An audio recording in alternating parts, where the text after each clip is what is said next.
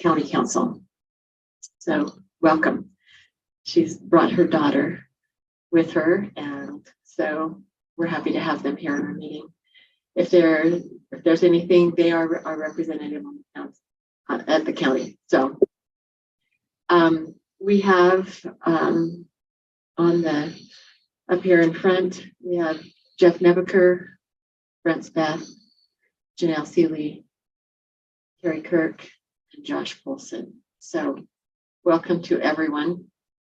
I've asked Janelle Seeley if she will lead us in the Pledge of Allegiance.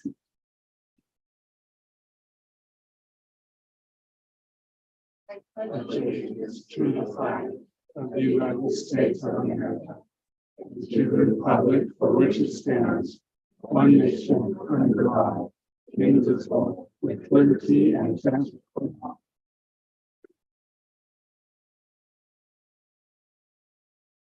And I will ask if there's anyone in the audience who would like to give a prayer. Okay, if not, I will ask. I've got a thought there because you asked me last month. Awesome. Yeah. Would you do a thought? Yeah. Yeah, I'd have to. A friend shared this with me, and I thought it was really good. I wanted to share it. I'm actually not sure what book this is out of, so I apologize if I'm plagiarizing this author's words. It says the nature of our world requires that we clean our lens and periodically get new glasses with which to observe it. Our seeing is limited by all the groups that shape us, as well as by our own experiences. What we believe, whether we are aware of that belief or not, informs everything we do and every choice we make. To be a bold person of truth is to constantly look for what we are not seeing and to expose ourselves to different views than the ones we hold sacred. We are reminded that what we are not seeing, because you are seeing, is what you are seeing. And I just thought about that in context of being on the city council, that being a citizen of Providence, we have the opportunity to come to these meetings and listen to somebody else and put on a different set of glasses with which to evaluate an issue.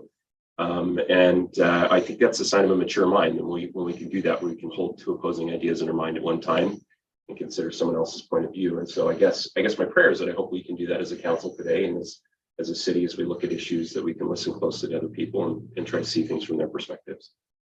And our job really is to gather information and then make the best decision that we can based on that information that we've gathered.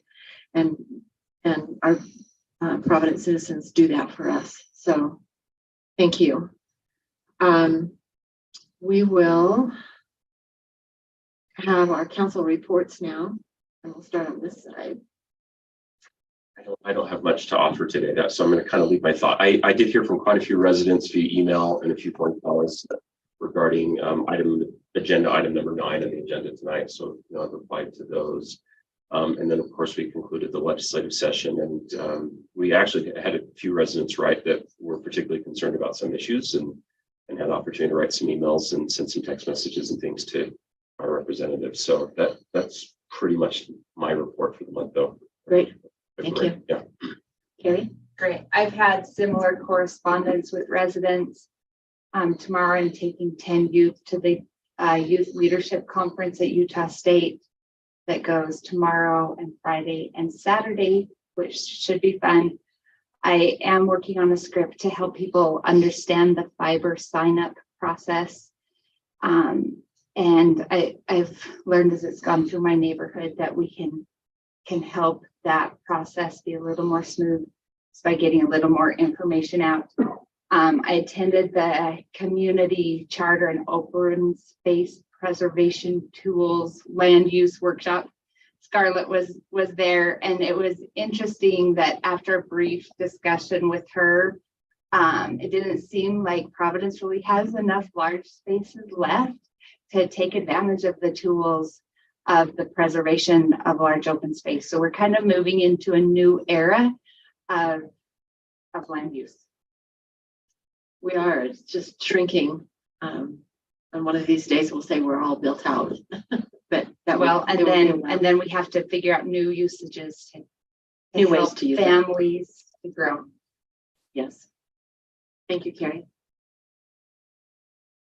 My report's very similar. Talked to several people about item number 9, and little fact 575 bills were passed in the legislative session, which is a record for state legislature.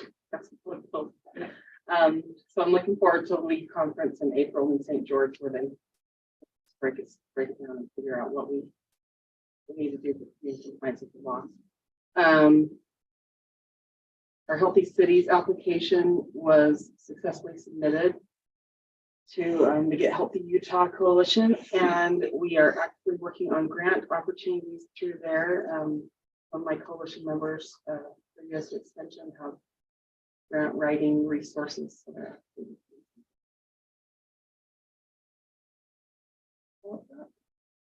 Thank you. Well, excuse me. We were asked to take a look at the traffic on the roads for snowplow hours, and I've been watching the roads to see what kind of situation we do have. And I really have to stick kind of with my recommendation. 11, about 7, I see a lot of school people starting to show up around the 7:30 hour, and I just hesitate to put something into force that we can't enforce if we're going to go to like 8 o'clock. So I would still recommend that if we can get by going from 7 to, or from 11 to 7, if that helps you, Rob. That's kind of my recommendation as I've watched people. I could see on snowy nights, maybe even going a little earlier, 10 o'clock to 7. A lot of people who are trying to get home, they don't park on the street on a snowy night. If you want to get out in the evening, I don't have a problem going 10 to 7, but I just wanted to report on that. Right now, people are, and I had a few comments on item number 9 as well. So it seems to be a topic that people are really interested in. Right now, people are looking for where we're going to have sandbags, if we're going to have sandbags. And the County Emergency Operations Center is looking to see how many bags there are throughout the county. They send out a spreadsheet with how many, and we were to update it. Ryan and I have talked about that. Right now, the county has, according to KSL News, and I didn't know it was that many, but it has 75,000 filled bags, with 1/3 of them already being distributed out. That was the report that I got.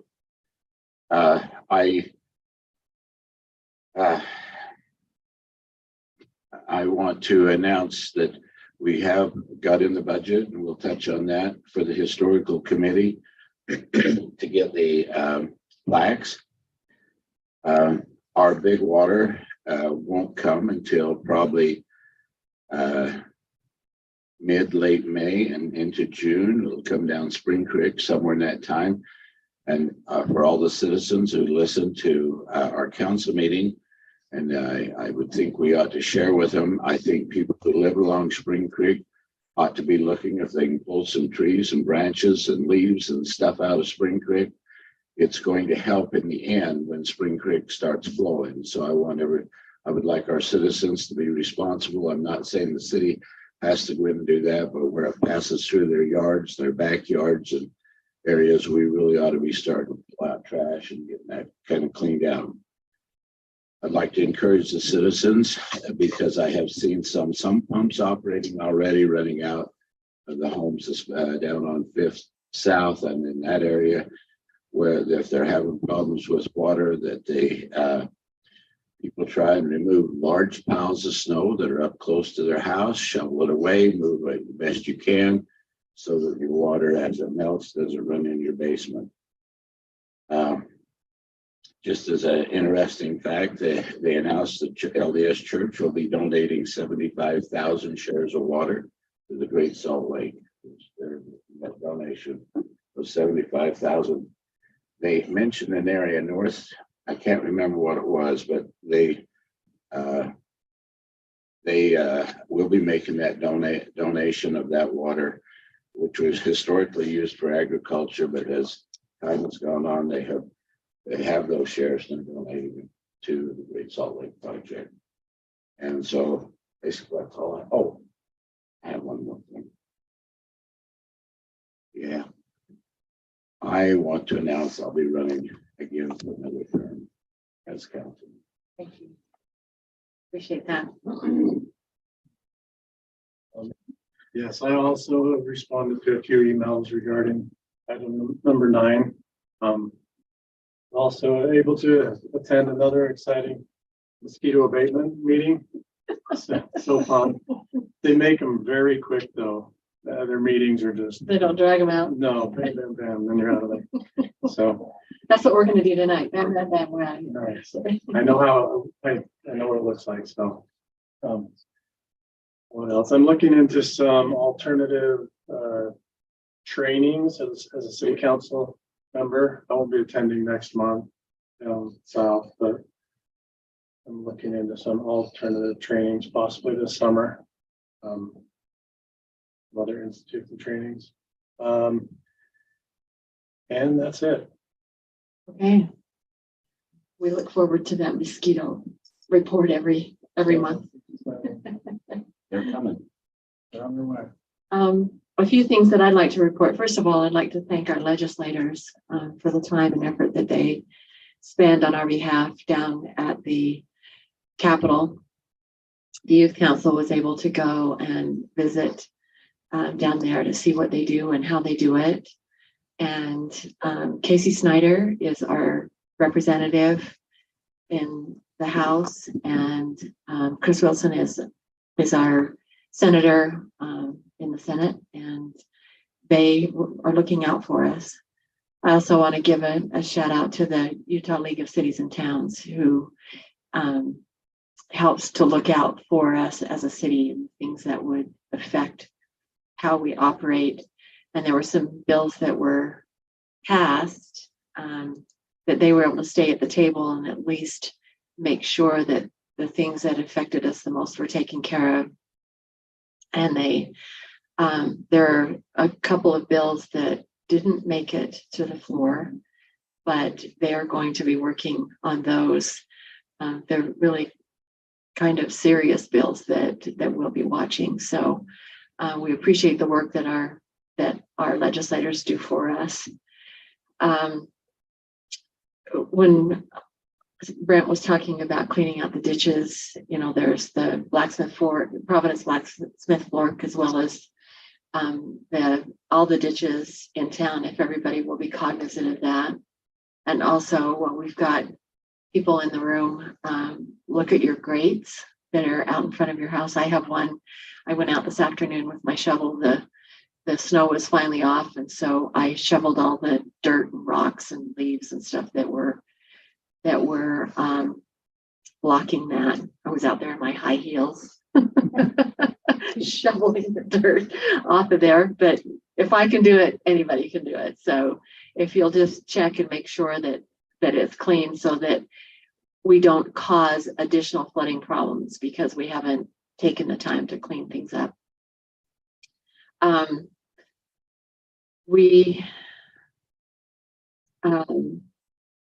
Part of my job is to be in the community and to look for ways of things that would be of benefit to us. I have joined the board of Northern Utah Manufacturers Association. Some of that is because I have a background in manufacturing and some of the things that I've done in a previous job. But the reason I said that I would join their board is that I think it would be nice if we were able to find a manufacturing facility that would be appropriate for Providence, because that brings jobs. And so wouldn't it be nice to work in a job that's in your city if you wanted to work in a manufacturing setting? So I'll be looking out for some things that we can do in order to bring more jobs to our town. So I will close the council reports and move on to approval of the minutes, and I will entertain a motion. I'll make a motion that we approve the minutes of February 15th, 2023. Okay, I have a motion. I'll second it. Okay, we have a motion and a second. Any discussion on it? I have a couple of things. Lines 303 to 321. when we were discussing Ryan's compensation, it kind of got all muddled around. It really stuck out to me when I made the motion and the second on the same thing, which I'm pretty sure that didn't happen. So, so I rewatched it and I made some corrections and I sent those to Ty to get kind of the sequencing of the first motion, the second motion, the amended motion, and all the ins and outs of that. So, but I think that we have that all written down well. All the corrections have been made already. Thank you. So we have a motion, a second, all in favor? Aye. I, Aye. Thank you. The motion passes. The next agenda item is public comment. So we encourage citizens to express their views to the city council on issues within our jurisdiction. We also accept comments by email. So if it's not on the agenda and you want to speak about it, now would be the time.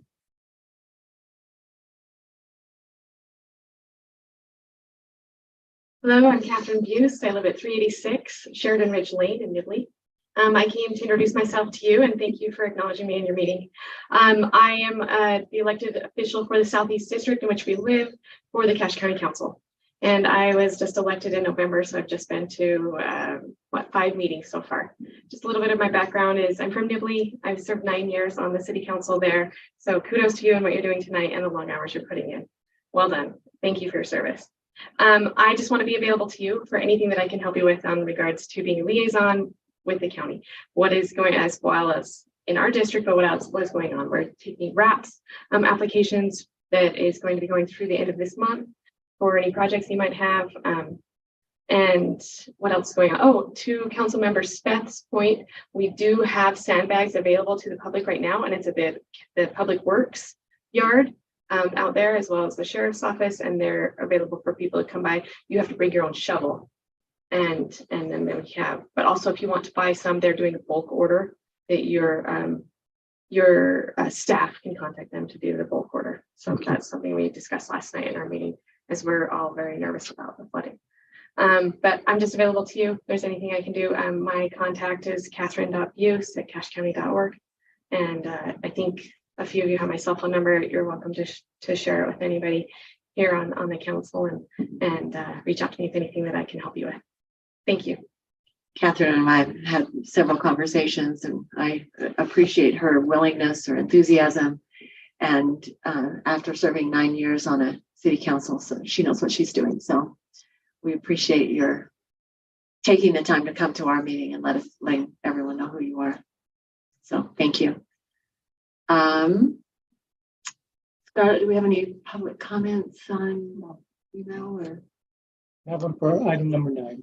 Okay, so we'll read that during item number 9. And we do have one attendee, but I'm not sure if they've been just for item number 9, but I'm supposing that's the case. At least they've talked about that. But they haven't raised their hand. So anyway, that's where I'm at. Okay, so not having any public comment, we will close that portion of the meeting. And we will go on to a couple of presentations. And Maddie Soto, you are. Thank you for coming. Thank you for having me. Yes, my name is Maddie Soto. I'm the Community Engagement Coordinator at CAPSA. And I just have a quick message to read from CAPSA about April being Sexual Assault Awareness Month. This year, for Sexual Assault Awareness Month, we are focused on hope. We know that hope begins when we start by believing. Hope begins when survivors feel supported by their community. Hope happens when we connect survivors to CAPSA and our supporting agencies. CAPSA has several programs and services that work collaboratively to support survivors. This month, we want to highlight our outreach casework program. We have 6 outreach caseworkers and 4 outreach casework interns. Our caseworkers are often the first to have these hard and personal conversations with survivors of sexual assault and rape. During these conversations, our caseworkers go through a pamphlet with survivors to help them understand their feelings, their reactions, and their choices of resources, and help normalize all of it. We want to ensure that we help give power back to survivors.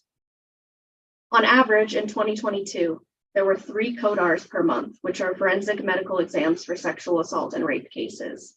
But this range can fluctuate widely. Some months we may have 5 or 6, and some months we may have 0. In 2022, CAPSA responded to 39 CODAR exams at Cache Valley Hospital. In 2022, 52% of CAPSA clients disclosed sexual assault, either as a primary or secondary survivor. And in 2022, CAPSA assisted a total of 631 sexual assault clients. In order to best support survivors, CAPSA has developed incredible relationships with law enforcement, investigators, and the hospital. CAPSA's caseworkers know these systems and processes and can prepare individuals and empower them to make decisions to help them. I want to share a recent success story that highlights the value of these collaborations and CAPSA's efforts to support survivors of sexual assault. One of our caseworkers recently assisted a veteran who was making a report of a sexual assault that occurred while she was in the military. The military flew in investigators to meet with the client. The client requested her caseworker join her for the interview. The investigators were able to use the police department as a space to conduct the interview. Now, after the interview, the investigators asked the caseworker to stay back for a minute and express their gratitude to the caseworker for being present. They told the caseworker that the work we do is life-changing. This collaboration, the collaboration we share with your community, is what it takes to give hope to survivors. Thank you. I actually also have a poster and some pins for the council as well. Do you have somewhere you'd like me to put that? You can set it on the table. Yes. Thank you all so much for your time. Thank you for coming. They do a great work. It's unfortunately that we need that kind of an organization in our community, but we're very grateful to have them here. So item number 3 is Cache County Sheriff presentation. So we have Lieutenant Barchi, who is here. He has with him our star deputy, Matt Hansen, and Oh, sorry. I mean, really? Hans, you stand for that? We just had a whole conversation. He's awesome. It's the mustache, guys. I'm telling you. I don't know. I just can't get past it. and Hayden Humphreys is here. He patrols in our city as well. So thank you. Yeah, we're very proud to have them there. Usually I stand up here and then I have some type of wisecrack about how I'm obviously better looking than Chad Jensen. But then we ask for a motion, but since he's not here today, he does send his condolences. He thanks you all for understanding. His daughter won his time tonight, so you all lost. So he is with his daughter tonight, rightfully so. That's where he should be. Yes, he's been pretty busy. I did try to reach out to him and ask him for comment about the mosquito abatement thing. He asked me to quit bugging him. Right.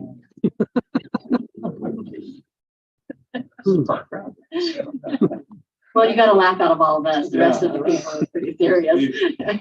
Okay, let's talk about policing, guys. Hey, we are in starting. You guys are going to be starting year 2 of our 3-year contract. We're pretty big fans of how this is working out. We still want to make sure that we show up and answer to you guys, right? This is a collaborative partnership that we want to make sure you guys are being heard. If you have concerns or issues that you want to address from a public safety perspective, that's why we're always going to show up to be able to do that. We appreciate the partnership. We actually enjoy the ability to be able to contract and be able to outreach with you guys. You guys got the contract provided to you. Again, you're at year 2. We want to remind you as of this point in time, the 6-year average of hours provided is 4,155. For this year, every year of the contract, we are seeing an incremental increase of total hours. This upcoming year, the increase in hours will go to up to 2,260. We anticipate again providing well over 2,260 hours. As we currently stand so far this year, we're setting at 2,380 hours of service for our law enforcement contract services. That's just the time that is spent in the city answering calls out on all the various law enforcement and public safety functions that we go through. So that's how we measure our time. Do you have any questions about that?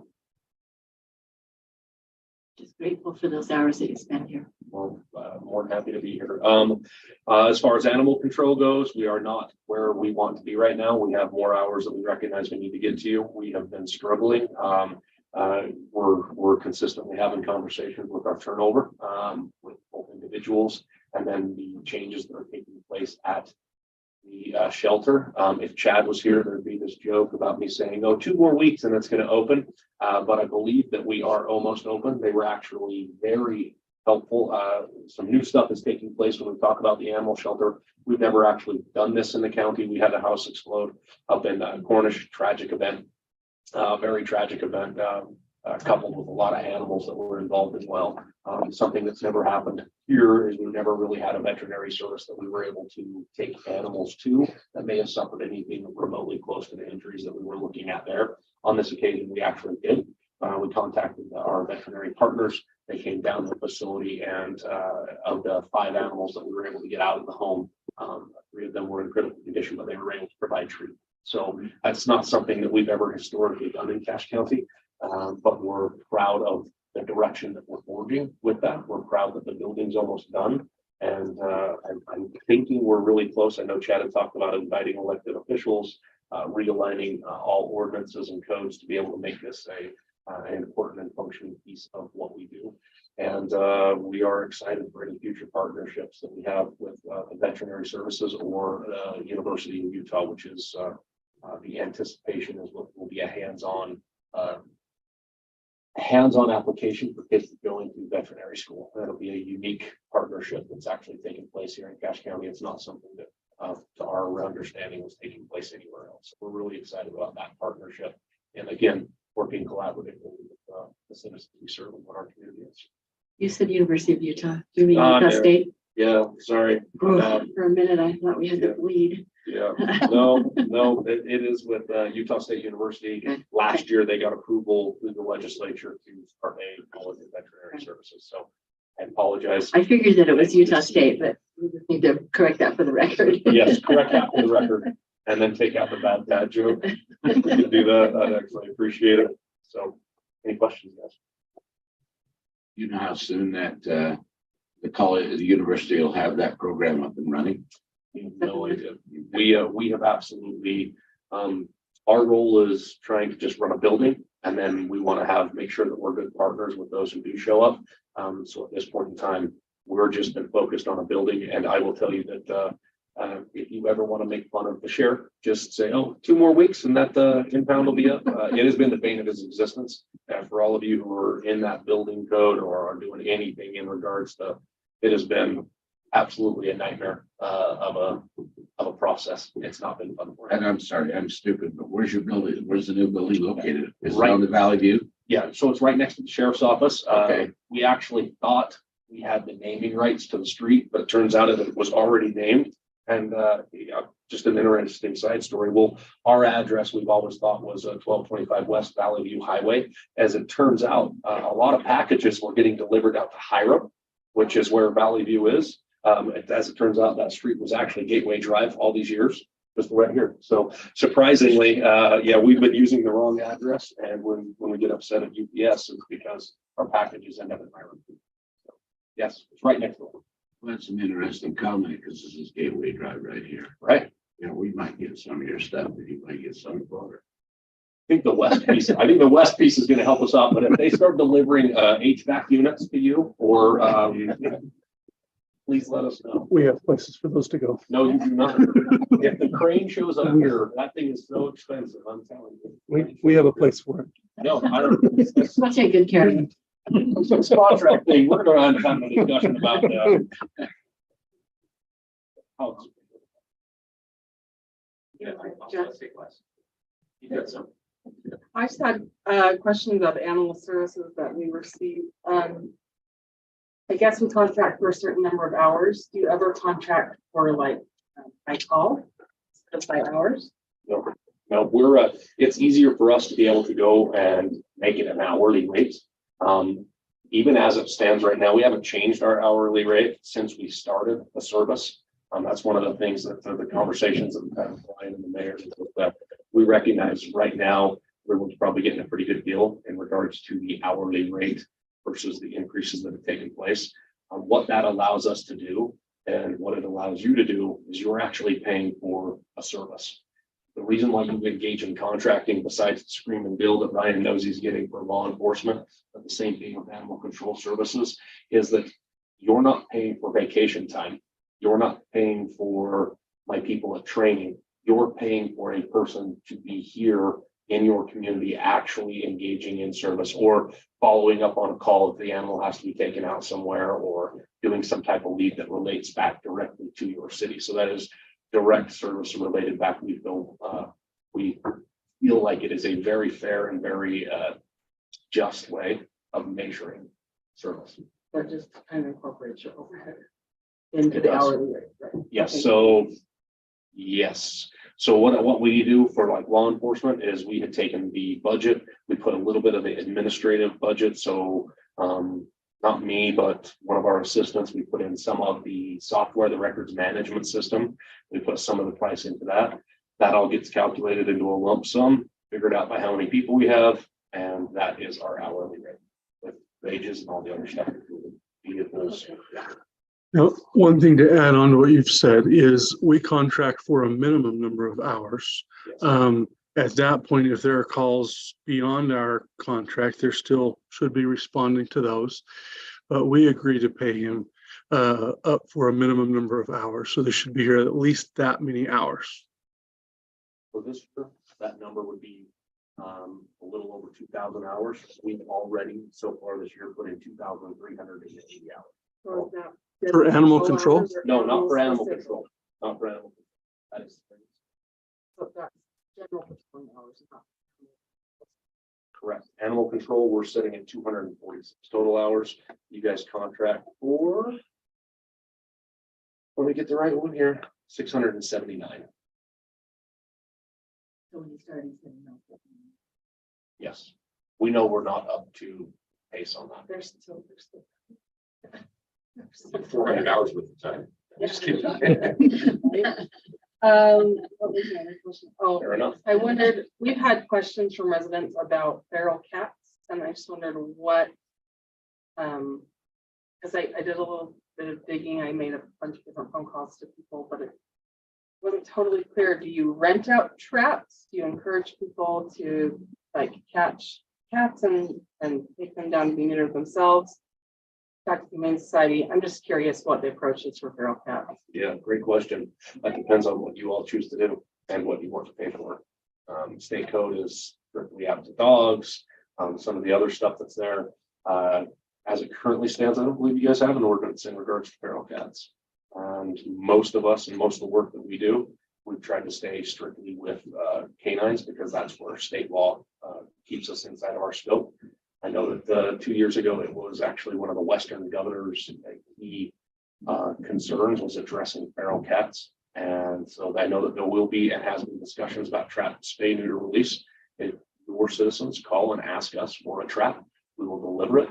But we're not necessarily picking that cat up and taking responsibility or ownership for it at that point. So they could transport it down to the Humane Society. I don't know what they're doing. The reason why we built the shelter is because I had no real control over whether or not they had a trap spay neuter program. We don't know if they still have a trap spay neuter program. So I don't have my answer. My understanding is that they deferred that to you guys. So if you don't know, that's what they think. That's what they think. That sounds about right. But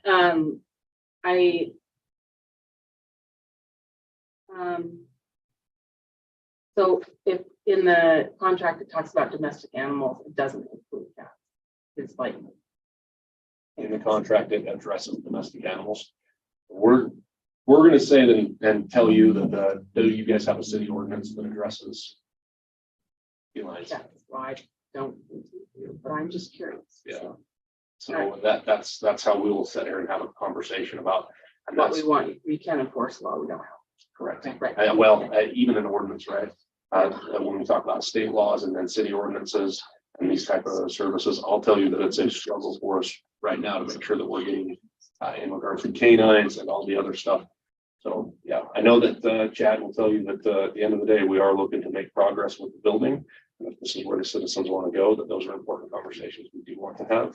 We've had conversations about trying to align the ordinances across the county to give us a more clear and concise way to address all levels of animal control. But this is all really new, and we didn't have a lot of engagement when we had our first ordinance meetings. So I know when we get the building running, the plan is to do it again. I suspect you'll have more experience to draw from in order to do that once you get up and running. I hope so. I hope so. So you'll come back to us with some feedback. Okay. So I've got a few. Janine was hurting some of the same issues that I was. Yeah. Just in there. Or Janelle, yeah. I liked your sense of humor. I was telling Carrie, That was every time mosquito abatement hold comes up, I have to withhold telling a joke because I come up with one every single time. Yeah, seriously. I mean, it's just a slappy It's subject. just easy So, to yeah. do it. My question, I'm wondering if, I wonder if there's a misunderstanding regarding state law here, because this is the issue with related to cats. So, a state code 1146-103 says each municipal or county animal control officer shall hold any unidentified or unclaimed stray animal in safe and humane custody for a minimum of 5 business days after the time of impound. And the definition is an animal means a cat or a dog. And this is what's been referenced to me before. So I'm wondering if there's confusion regarding that piece of what's being done. Yeah, go again. This shows 1146-103. It's under the animal, chapter 46, the Animal Welfare Act of Utah code. As he's looking that up, I'm going to give him. So as we talk about contract, we have a 3-year contract for animal control or for law enforcement, but we renew our animal control each year. So if you wanted more hours, if you wanted more enforcement, this would be a good time to be able to at least talk about it, especially where we're going to talk about budget later, because that's one that if we want to. But at this point, when was the last time we increased the number of hours and changed the contract for animal control for our city? Started it. How many years is that? A lot? A dozen? So at this point, we haven't increased the amount that we've contracted them to do for quite a few years. So, but if that's something you want to do, if enforcement is something you want to have more done, then we could negotiate that and adjust that in the budget when it comes for final approval in the next one. So at this point, if that's something you're interested in, kind of let me know so that if you want more done, we can contract for more. But the way the contract is a minimum number of hours, and once they reach that minimum, they don't have they just do they can do just by call or other things. So anyway, We're never not going to answer call for law enforcement. Yes, 1146-103. All through it. I'm going to be blunt with you and let you know that I live in the world of 76 code. Everything in my power, I try to stay away from animal control services, but I definitely understand where this is. I see exactly what you're saying. Yeah. I had done zero research into this code. Okay. And that's okay. I mean, I don't put that on the spot, but No, that's okay. I it's appreciate it. really important that we have different glasses, different lenses. and look for truth. Absolutely. And so there's kind of a source of truth there in terms of what we need to do. And so I think there are some residents in the city that are concerned about that issue. And I think there, at least from my understanding, their position is somewhat founded. There seems to be some code that supports what they're saying. So mine is more not a gotcha, but like an invitation to kind of look at that and let's make sure we get better alignment in some way. I will definitely pay attention to that. I'll also have conversations with the attorneys to make sure I can understand that better. Again, that's not what I had. And this new facility, does it have a name or just so we can visit? This is an impound facility that's going in down there. Is that? I don't know much about it, but just. Did we give it a name? That's the Cache County Animal Shelters, I believe what it is. Oh, okay. It'll be an open house, so we can kind of come and see it and become. Yes, I hope so. That's, that was the original plan. Once he gets his final occupancy permit, we talked about sending out an invite to all the elected officials. I love that. Thank you. Glad to hear that. That's good news. So coming back to hours, so 679 hours on animal control, is that a fiscal year? Yes. That would end in June, right? Correct. Okay, and so far we've used 200 hours, 246. 246. 36%. Okay, so like you said, we're running a little bit behind. Yes. So the question is, if we were to opt for more hours, Can I provide it? can you provide it? That's the question. It doesn't do any good to ask for more hours if it can't be done. Yeah, that's a great question. It's a very fair question. My argument to you right now at this point in time is I don't think I could, right? I would probably require more people. It's one of the things that we've been holding on to see what's going to happen and see where we're at with all the other stuff. We do recognize we need to add additional bodies to be able to facilitate better service and meet the hourly demand. But there is just a lot of stuff going on right now. So So maybe I we don't ought, think I can. maybe what we ought to do is let it ride where it's at for this fiscal year, this coming fiscal year, and revisit it again in another year when you come back to report and see how your situation is, and if you can offer us more hours at that time. We'll give you another year to have a better feel for where you're at with your new facility, if it's done in 2 weeks. Yeah, if it's, well, it's totally gonna be 2 more weeks, 2 more weeks. I think May of last year was when it was supposed to be done. Yeah. I'm teasing. No, that's perfect. Really long week. Those are really. Anyway, why don't we then, I would make a recommendation to this council, this in our city, that we don't take and make any changes this year, just because doesn't appear to be able to be provided. Let's revisit it in another year and see then if we can do something about getting an increase. That would be my recommendation. And I didn't go so far as, I think it's a good recommendation. I think just good communication with the residents is helpful. So like, something the city newsletter, acknowledging a situation where we're at, what's can be provided and what we're doing. I would rather do that as a resident than just like, I tell them something that sounds like nothing's going on, so just say, these are the reality of our constraints, and we best solve we have at the moment is kind of wait and see, so. Well, what I heard you say is that you're taking care of the calls that you get for animals, but you're not patrolling those hours. Is that what I heard you say? Yep. So no call goes unanswered. Correct.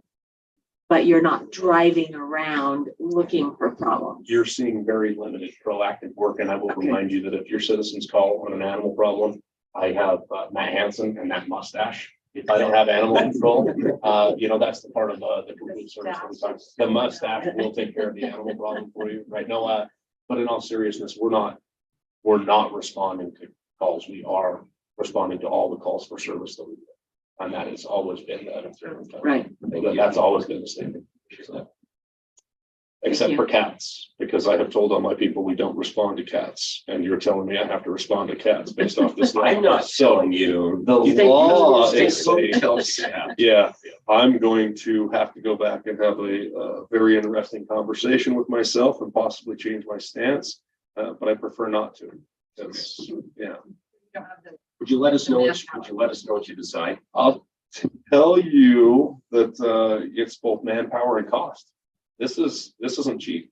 This, like, when you look at what that code talks about, it talks about increasing taxes. I'll tell you that Chad Jensen's not a fan of that, right? Across the board for a county taxing entity. And I already kind of addressed that, like, when you talk about this was a key feature and key address of what a problem that exists in the Western Governor's region is the felines, the cats, and the problems that they do pose.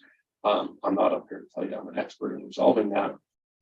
But you definitely got me having to go do work. I'm sorry about that. That's terrible. I mean, it could be worse. It could be the mosquito abatement thing, but hey.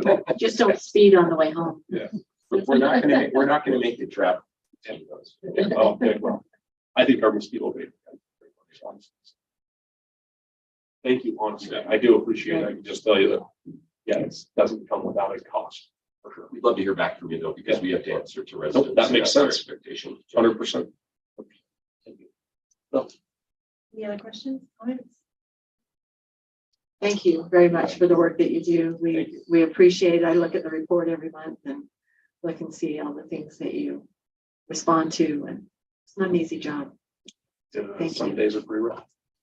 Thank you very much. Appreciate you guys. Have a wonderful evening. You too. Okay. Sorry, sorry.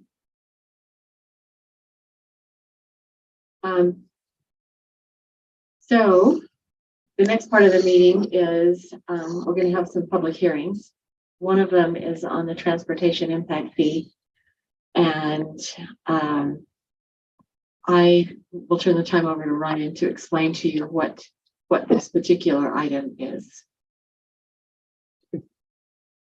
So we have a impact fee that has been being assessed for the past 5+ years, I think.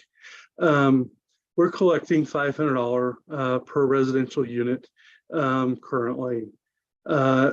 What we found is the projects listed in that capital improvement plan were fairly narrow in scope.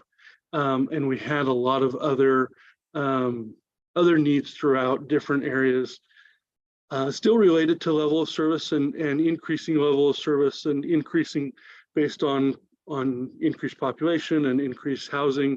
But all housing wasn't happening in just a few locations. So what this study does is it broadens the ability for us to use impact fees on a lot more projects. Now, we won't get all of those projects done within that 6-year period, any 6-year period of time. But some of them may come at a different priority than another, depending on where things are happening and where other projects are occurring. So what we're hoping that this is doing, and this is why we started down this road. We had an impact fee. We completed a transportation master plan, identified a larger list of needs and areas, and was quite comprehensive in that.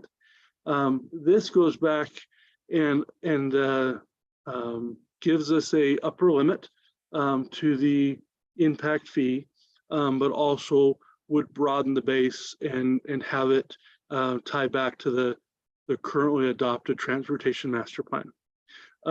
So for the staff recommendation is we're recommending adoption of this, maintaining the same current transportation impact fee that we have, but adopting this so that we can use it for a broader list of projects. So, and then whatever the public would like to comment on, we'd be happy to take that comment. So, but that's what we're looking at. So if there is anyone here who would like to comment on the transportation impact fee, again, we're not increasing it. We're not doing anything with the fee itself, other than making it available to pay for projects that we have on our master plan. When this fee was instituted, it was for a very short list of projects, and some of them are longer term projects, and we've got some short-term projects that are on our list that we need to take care of. So it's just kind of a readjustment of what we can cover with this money. So any comments from anyone? Okay. I will call for a vote. I'll close the public hearing and we'll do a vote later on. Sorry, I'm ahead of myself here. Okay, so we'll close that particular public hearing on item number 4. We'll now move to item number 5, tentative budget public hearing. This is, we're introducing the budget tonight. And so Ryan, that's yours again. You want to cover that one? It is mine again. It's my favorite time of year. I love budgets. And although it is a little earlier than usual, because the county determines so that everybody doesn't rush to one meeting and not come to the others, so that the entire county can come to all budget public hearings, because they are are as exciting as they are, the county helps us to schedule them so that nobody has theirs on the same night. So the volume of people tonight is not a reflection that they're out to somebody else, because they have no other public hearing to be at or public budget hearing to be at. This is the only one tonight. So we got them all. Thank you for coming. Thank you for coming. So let me go through it. I will try to be somewhat brief, but if I go too fast, slow me down. I want to give enough introduction that the public can speak on it at any point. It has been on our website. At this point, in conclusion of this, procedurally, the council would adopt a tentative budget and leave this open for, we usually leave it open for 30 days when we come back to adopt the final budget. I'll just kind of go through. We have a budget executive summary. Some of those things we expect a continual increase in health insurance costs of around 8%. We're anticipating salary increases to be in the 9% range, 6% for COLA, 3% for merit. The base of our budgeting is to maintain level of service and complete the master plan identified projects, and then to add any level of service the council has adopted over the past year. So that's the kind of overall criteria inside the budget. So we expect most revenue to climb by 2%, sales tax by 8%, P&C road by 3%. We do not expect a property tax increase in by the current ones, but we do expect growth. So anything that is built on an empty lot, we do expect property tax income will increase through that, but not through an increase in rate. So we expect the rate will actually fall, and our revenue will rise slightly because of economic factors of new units. So most other expenses will climb by about 3%. The municipal telephone tax continues to decline by about 10%. And we had talked about a code compliance officer last year. We replaced our code compliance officer, and he's doing more of that. We're still looking at the potential, but we'll see. As you can see from our others, it's not easy to find. So we expect to build projects, pickleball and a few other projects in Zollinger Park, trails and some other things, and especially some that are identified specifically in the master plans. Water, we're looking to drill 2 to 3 test wells and a production well. The sewer, we're looking to extend the sewer into the west side with a lift station, and stormwater. We'll see how stormwater goes. Our budget might be totally spent on sandbags this year, but our idea was that we'd beautify 10 South. We've continued that on here from last year. We didn't get it done last year. We hope to maybe get it done by the end of this year or into next year. We continue to keep it there. We haven't finished it. We haven't forgotten it. Anyway, then funds, the grant funds. We don't traditionally budget for grant funds unless they've already been awarded because of their uncertainty. Any questions? My number's on there and my email address. A few other things I like to show, just to go through the document, is the organizational chart, the funds. Government funds are funded generally by tax. Enterprise funds are generally funded by charge of service. So they're their own business units and maintain their own revenue and expenses.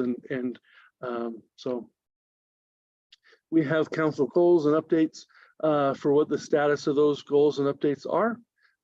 So anyway, we like to kind of give an idea mid-year where we're at with some of those goals. So if you haven't gotten back with me, let me know. It's not too late. We'll put those in for the mid-year and when we approve the final. So anyway, then coming down to budget, we work on a 3-year historical and 5-year budget model forward. So this year plus another 4 years. This helps us to be able to budget for items that may not occur this year, but we may need to start or implement something this year in order for it to occur in the future. Some of those things, I mean, you'll see trucks, we may order a truck this year, but the lead time's 1.5 years. And so we know that cost will come in a future year. But we do that so that we can show what expenses are coming and kind of plan out those as we move forward. So anyway, you'll see 3 historical years and current plus 4. And it is balanced as was talked about inside of the Community Development Administration Division 1 here.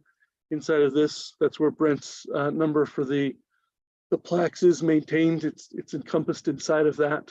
And then each of the funds, we have an operating income and a non-operating. Non-operating would be kind of your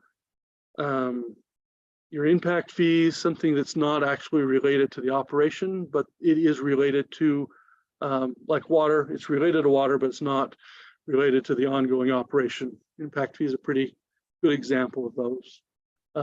So then we can go through those. This is the wage adjustment. We are looking to, at this point, we have historically set a 5% increase for council and mayor. That has just been a historical continuing on. If that's something you didn't take it last time, we continue to kind of leave it at that status. And if you decide you want to pick up last year's, you don't want it, just let me know which way you want to go so that I can incorporate that change if and what change you may desire. And then I have put the increase to each of the department heads. Myself, you'll see, because I already got the merit, this would be the cost of living in merit for the rest and cost of living only on mine. So because that came previously. So you'll see that adjustment. Then the property taxes, you can see what other strategies as we compare ourselves to other communities and strategy. Many in the community, you will see their property tax and their rates continue to decline, as has ours. There are a few that are taking a different approach. And at some point you may consider that approach. The Nibley is maintaining their rate. So as a house increases in value, they maintain the rate, and so that actually gives them an increase in their budget. The way property tax traditionally works is you get the amount you got last year, and unless you hold your rate and have a truth in taxation hearing, you get the amount for that house as you got the prior year, and then new growth can add on to that.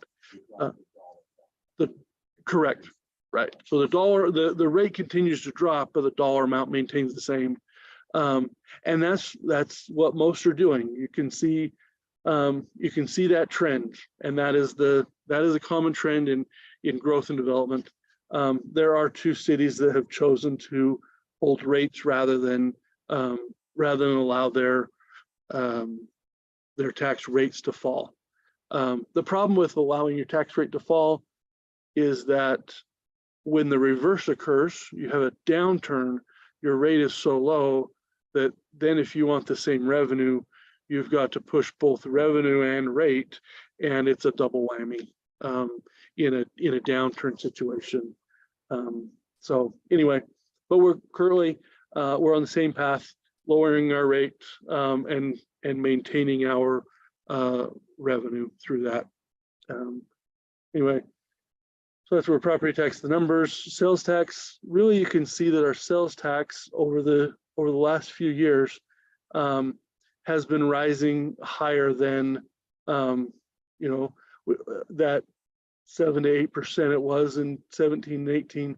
We've seen a fairly substantial growth in 20, 21, and 22. I still put in at an 8%. I believe that it will level off as population starts to level a little with the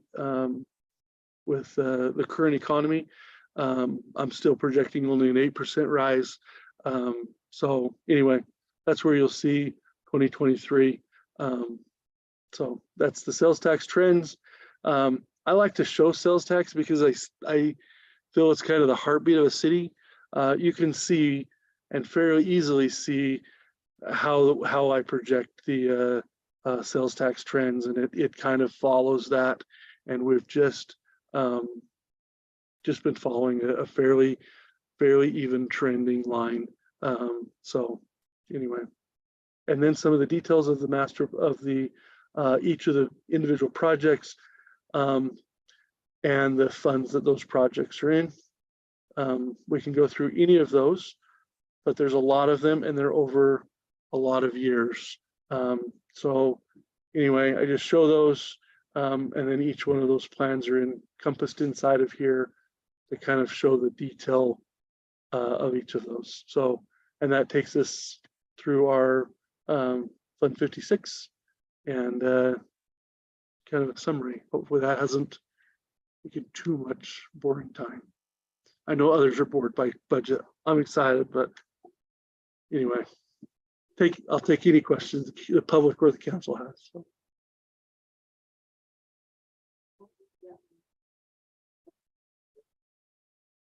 Right now, it's time if the public has anything that they'd like to comment on. Scarlett, do we have anything on email? Text? Okay, so there are no comments online. Anyone have comments from the audience? Okay, I will. That's a question. Sure. You just had the presentation from the sheriff's department.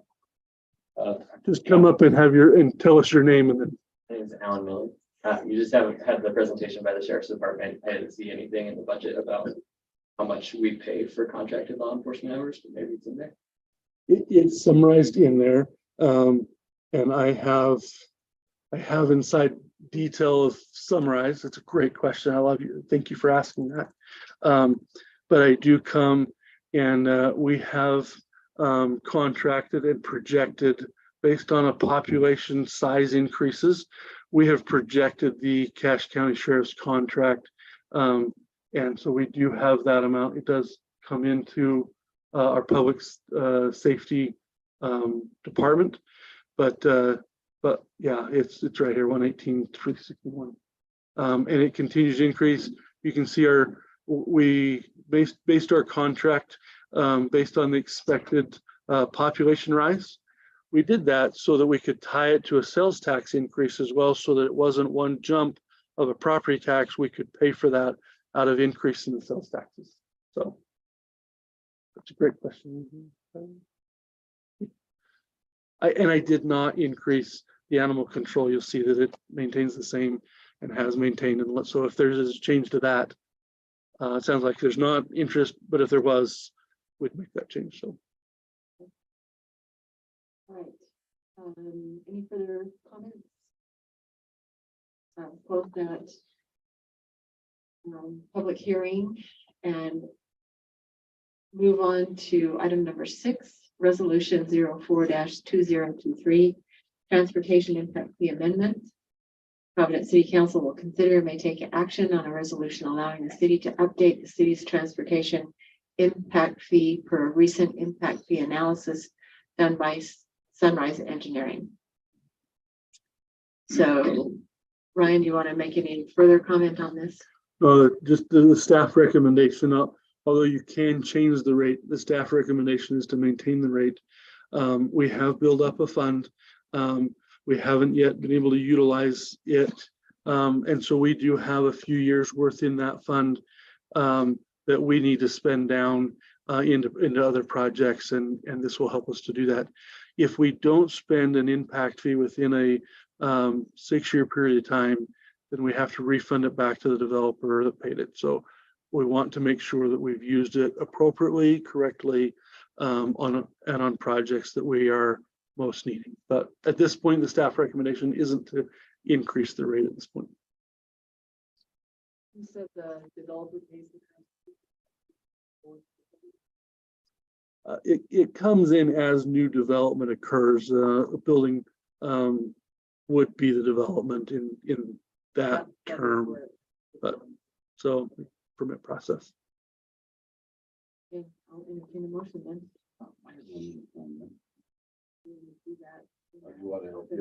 I'll make a motion. Okay, I'll make a motion that we approve the transportation impact fee as it has been presented to us. And that would be resolution 04-2023. okay, I have a motion. I'll second that. We have a motion and a second. Any further comment? I do have one question. It's kind of, I've talked this with Ryan. It still bothers me a little bit. I need to make sure I feel comfortable with this. In the resolution itself, it says, therefore, be it resolved by Providence City Council, the attached transportation impact fee analysis will be used to update the city's transportation impact fee. I looked at the actual fees that were attached to this. I would be hesitant that those fees would be, I'd like to see it some way as said that it could be used as a guide to guide us in the establishment of impact fees rather than will be used. And maybe I'm just splitting hairs here. I don't know. I don't know if any of my colleagues on the council have any opinion on that. Can you point out where you're looking? I'm I trying to. am in the find that. resolution. It's down right at the bottom, just before the vote tabulation area of the council. It says, therefore, be it resolved. Okay, And so it just doesn't set well with me to say will be used. So my understanding of impact fee analysis, Brent, is that you have to have the analysis that establishes the project and the costs therein. But the council does use that as a guide, but it also caps what you're allowed to actually ask for And I agree with in the that. analysis. So we have to approve what the fee is, and we set that. We can go up to the maximum of what the analysis is, which is significantly higher than what we're collecting, because I had the discussion with Ryan as well, where that rate gets set. But we as a council set that rate, but that we have to do it within the impact fee analysis by state code. Is there any reason somebody might come back and said you would use this to establish the city's transportation impact fee, and you haven't done? so what are you thinking it should say? I don't know. I'm just wondering if there would be a softer language that would allow us. That's the discretion of the council. I don't know. We add that. I'm just looking for something that, How about maybe used to update the city's transportation impact fee? But it will be used. It will And be it's used. right, it's correct. It's just, I don't want somebody to come back and say, well, you said you were gonna do that, and you didn't do it. I don't know. if But aren't that's- we going to do it? It does do it because it broadens the base and the usage.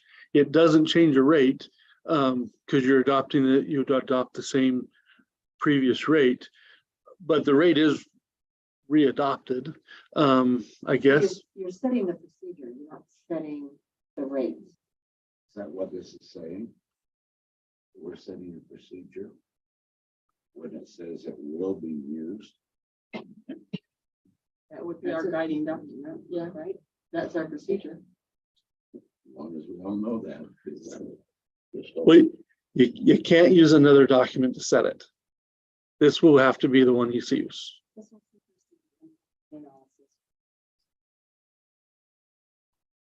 That's correct. Yes.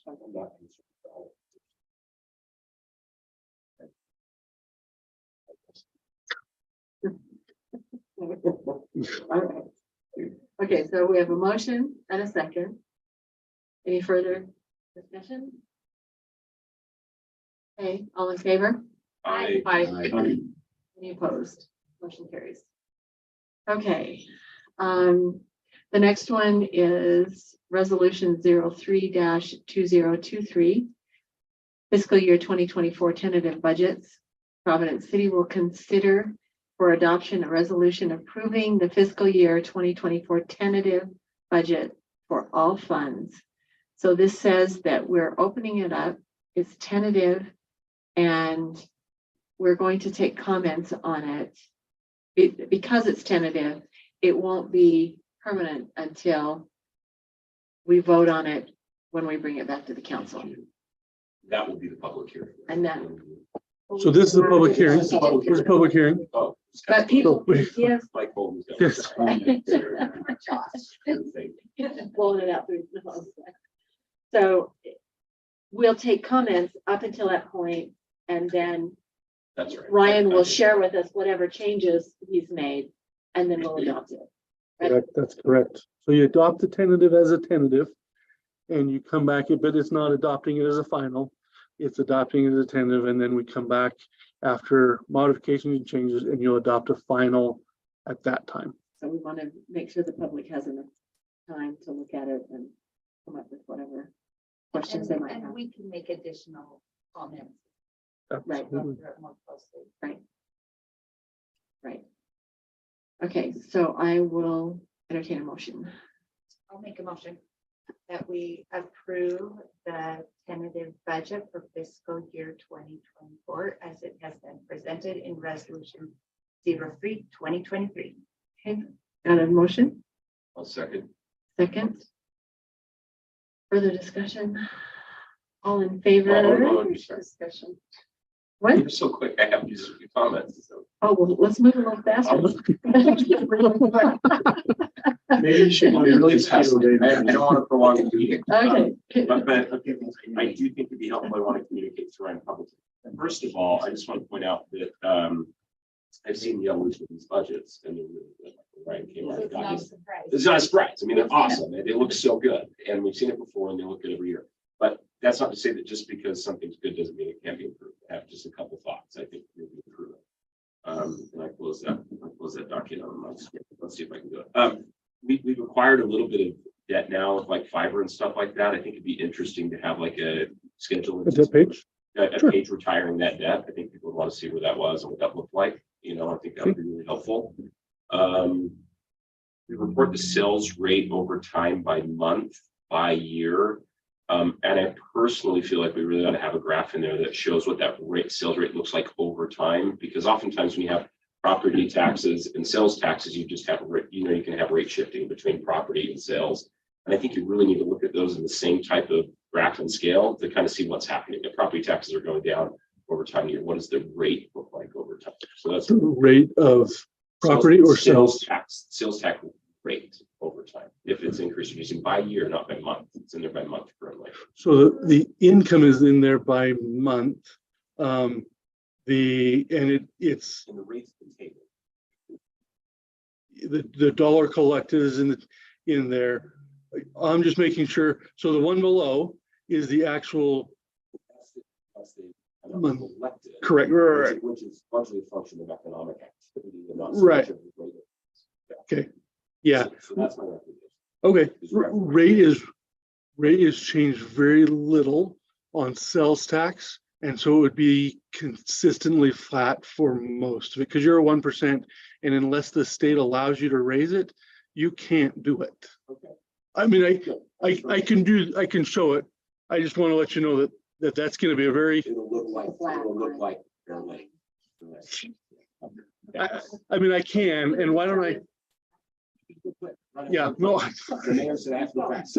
Sorry. The next one If you is- still want it, I'll get it, but it's like flat. Because you haven't changed it since I've been here. That's like, Yeah. And the final one is, I think it'd be helpful. I know in the budget, you said we look at, I think it's a 3 years historical and 5 years outgoing, in the current year. I think it'd be worthwhile, just for transparency's sake, on the compensation of staff in there and council and mayor, if we had some historical perspective of those rates. We literally just show what the rate increase is there. And I know that exposes a lot, exposes me, the mayor, and everyone else, but I think it'd be really helpful if people say, look, here's what it looks like the last 3 years. I just, for added transparency. That'd be great. That's where all Back to making you. so much room. Yeah, and that one always It's, gets yeah, me, the sure. pay for elected officials. So be thinking about that. And if you want to graph that's not flat, graph the number of hours that Janelle Seeley puts into her city council. Well, it'd be flat at like 80 hours a week. Yeah, I can certainly do more years there. That would be a. A couple years to go over. Okay. Thanks, Ryan. Okay. So, further comments? on the budget? I had a, well, I guess it's not really relevant to the proposed tentative budget, but I did have an idea for animal control. As I was looking around, making phone calls about the cat issue. On the Wasatch front, they do have like 501c3s that provide what's called a TNR voucher, which is a trap, neuter, and release. And I wonder if that would be a better use, like to let residents, if they feel like they have a cat problem, they can get a trap and they can go down. And I think it might be more cost effective for the city to have some vouchers that they can come and get and take to a willing veterinary service. And then they can deal with their cat problem individually. And so, because I just don't see how we can actually enforce cats unless we require them to have tags and licenses and all those things that we don't require of dogs, right? So just an idea for a different kind of financial approach to how to handle that issue. Well, that's something that we can discuss at a later date too. Bring the information forward and perhaps put an article in the newsletter to let people know that that's available and then figure out how we can make vouchers. And then I just had a question about the justice court. Is that paid through the fines and forfeitures? That's part of how it's paid. We have fines and forfeitures and we pay for the justice court using those. And if it doesn't, in years that it doesn't pay for it, then we subsidize that out of the general fund. And so it's encompassed inside the general fund.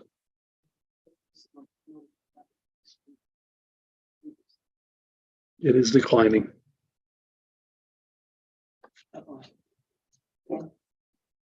So we're ready for a vote? Okay, we have a motion and a second. All in favor? Aye. Aye. Any opposed? Motion carries. Okay. The next item is resolution 022023. Interlocal agreement for election services. The Providence City Council will consider and may take action on a resolution setting forth an interlocal agreement allowing the city to contract with the county for election services for the upcoming 2023 municipal elections. So Ty, I believe that one's yours. Gonna stand up here. Can you use your computer? I know, I just can't wait to come to the podium. My way.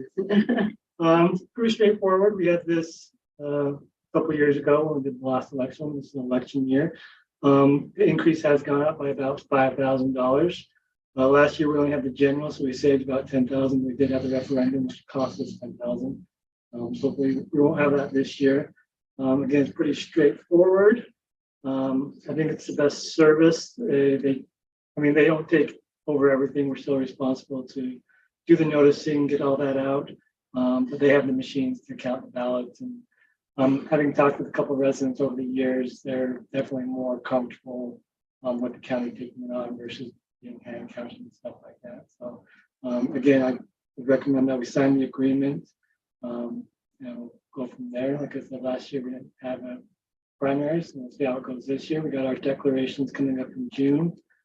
June 1st, June 7th, we'll find out how many people will be gunning for your positions. Interesting way to put that. Well, I have to tell you, when I was running, I went down to the county to a demonstration of how they count votes. And it's very professional. It's very well monitored. There are lots of checks and balances in it. It's really an interesting process. So if that opportunity comes up again, I will let all of you know, because it's interesting to see what they do and how they have that set up.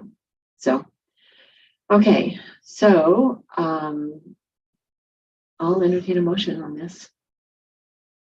I'll make a motion that we approve resolution 02-2023 in a local agreement for election services. Okay, we have a motion. Second. We have a second. Any further discussion on it? I'm grateful that the county provides the service.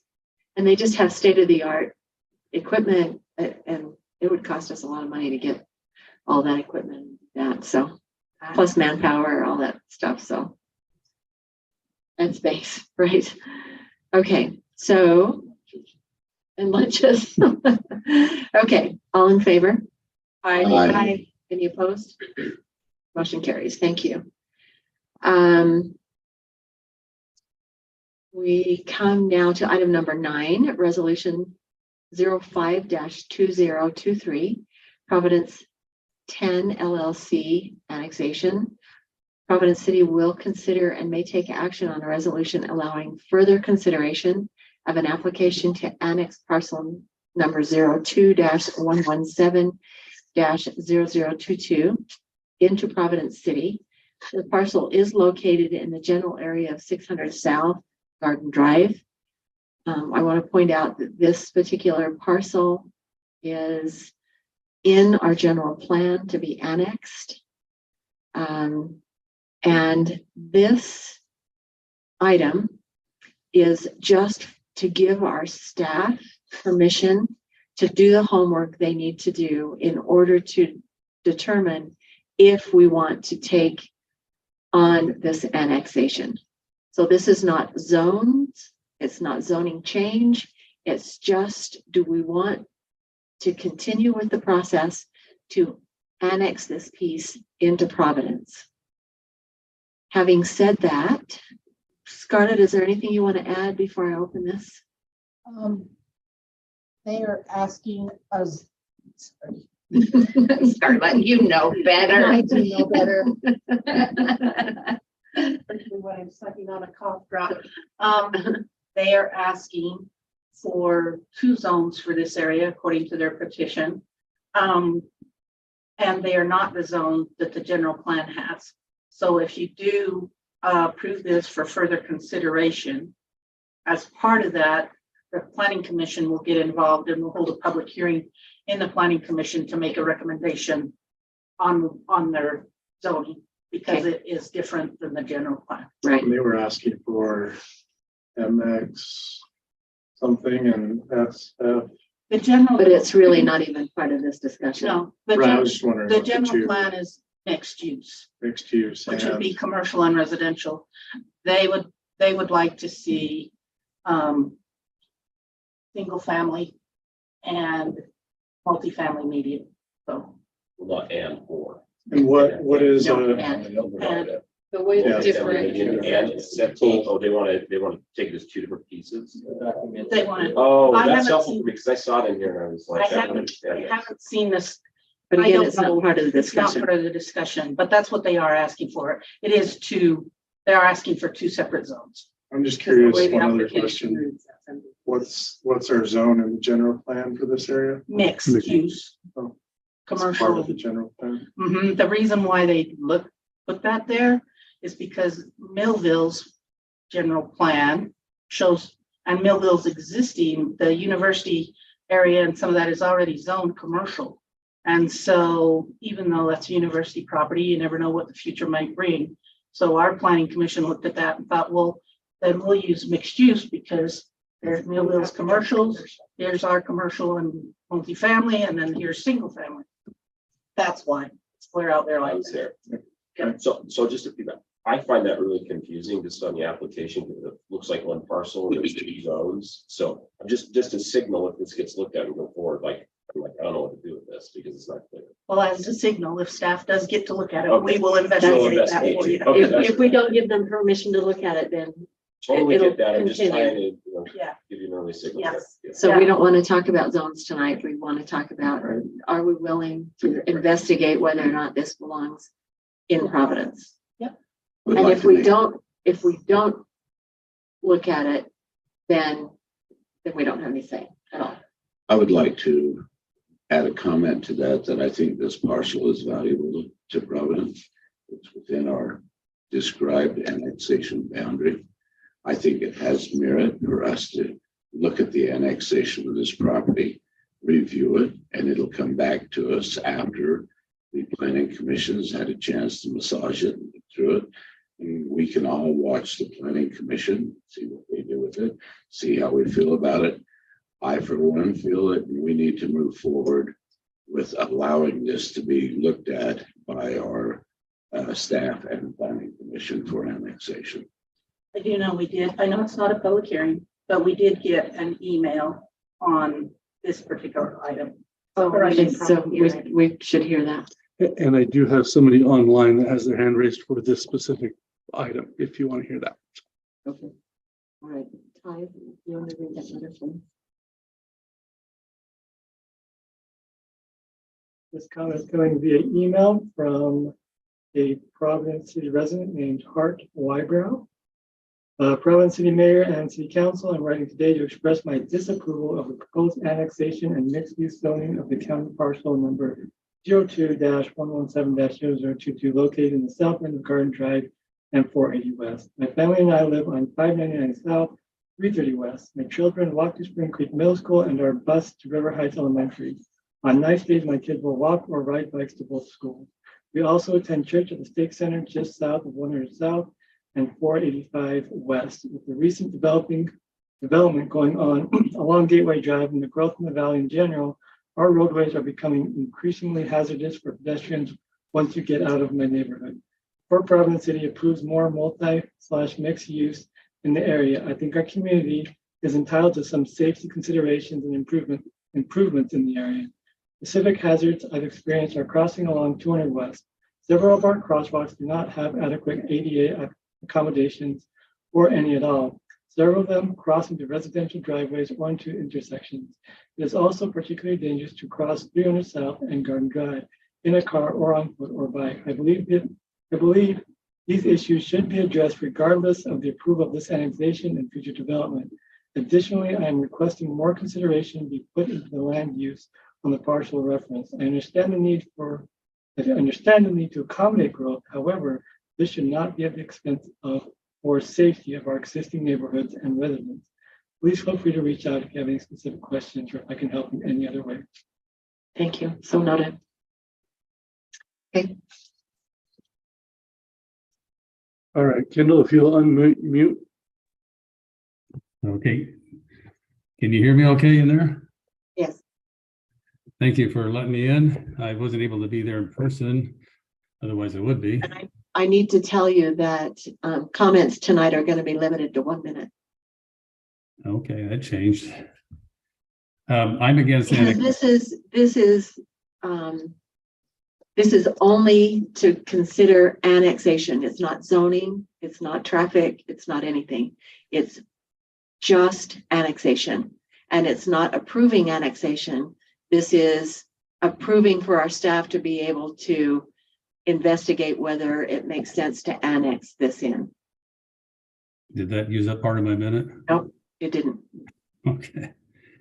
I'm opposed to annexation partly because of the way that was proposed on the the investors and proposal, because I was going to say half baked, but it's more of an undercooked proposal for a zone that doesn't even exist in Providence right now with the mixed use, with the multifamily and the single family traditional.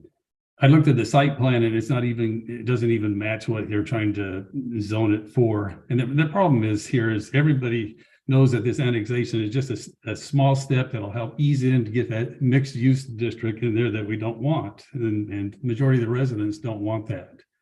And all you have to do is listen to them, realize that that's not what they want. What they want in there is more residential connection to what's already at that location. Thank you. I appreciate your comments and remind you that we'll have this on the Planning Commission.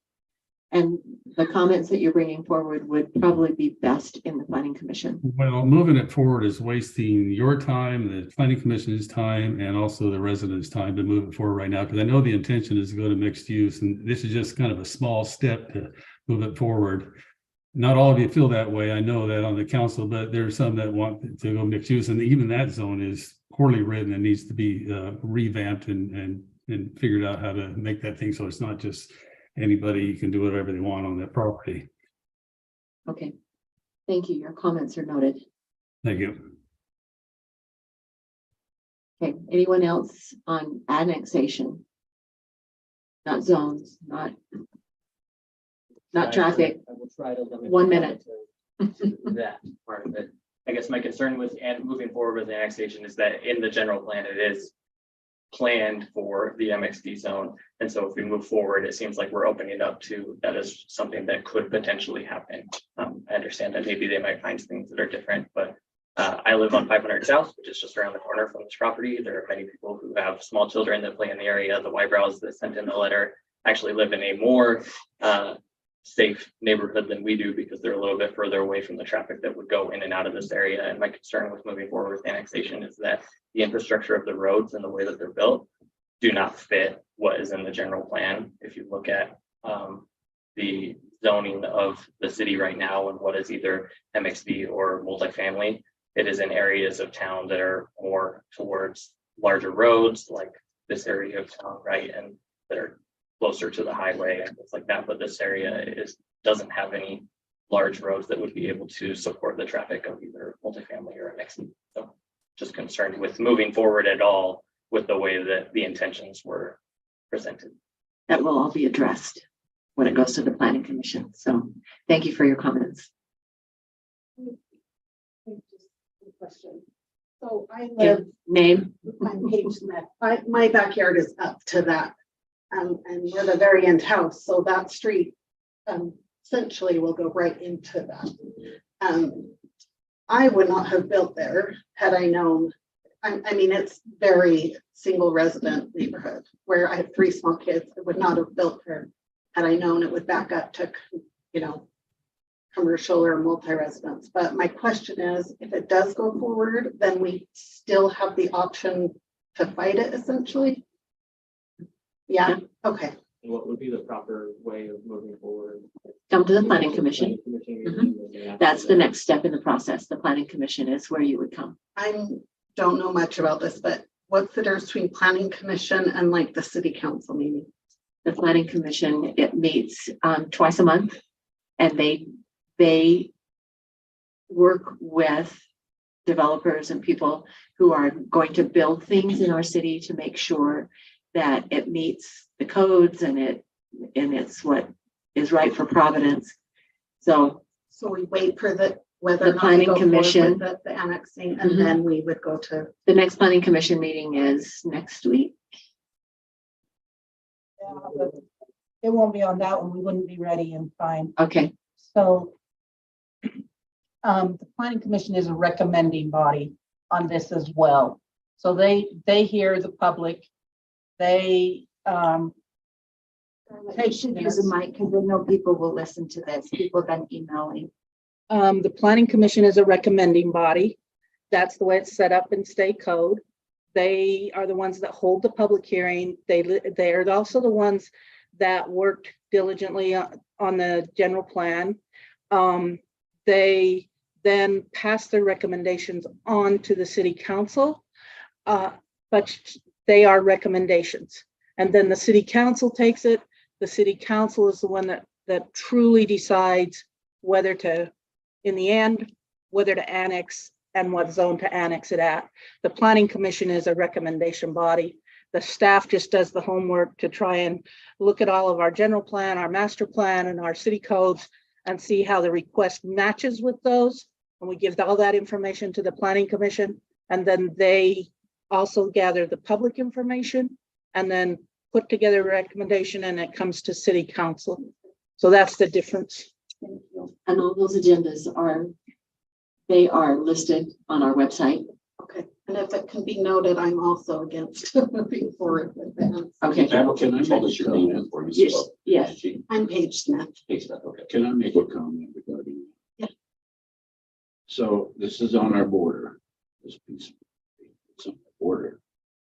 So we have declared it that we would like to bring it into Providence to our annexation declaration. Now, if we say no to this property owner, we don't want you, then he's probably not going to be able to do anything with his property right away. But there will come a time when your backyard will come from Millville, and they will come over and they will include it. And then we have no say as to what goes in there. They listen to their citizens. We listen to ours. That makes sense. Yeah, and so the question comes, do we want control, or do we want to remit the control over to Millville and see what they bring to your neighborhood? And so therefore, taking a proactive step, possibly this might be a better option than waiting, and it won't be too long before it's at your doorstep coming from the other way.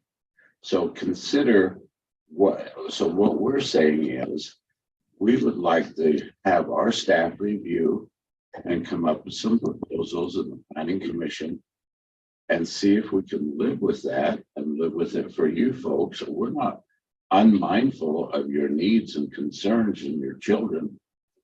I drive school bus on 5th South. I'm number 77. I load your kids down there every day and I haul them out of there. Yeah. We've also looked at 3rd South at putting a crossing going over to Spring Creek Middle School. We worked with the developer coming up 3rd South to get a walkway on the south side of the road as they're putting in those town hall or those condominiums down there, whatever they are. Anyway, so we can cross 3rd South, so we can get them over to Spring Creek Middle School. We're concerned about your children, very much so. I appreciate that. But Thank and you. we're not wanting to put a thoroughfare through the property. We want it to remain residential. And so, but we want the chance to make the decision within Providence rather than just closing the door and take it out of our annexation declaration and giving it to another community to do with it what they want. Well, thank you. That makes sense. Thanks. Thanks for your comments. Anything? We don't have anything? No, I just comment on planning commission. Keep in mind that these are volunteer member residents. They're volunteering. They are your neighbors and friends. They're not elected. They're volunteer, selected by the mayor and appointed by the council.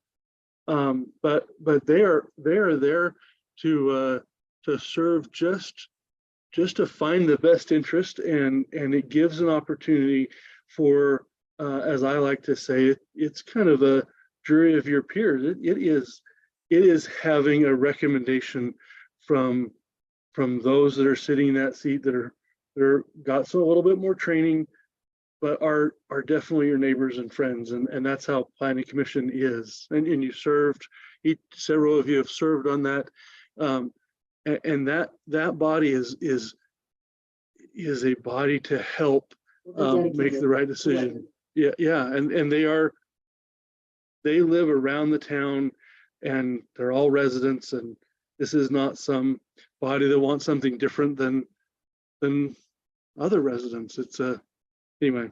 But they collect more information as well about everything.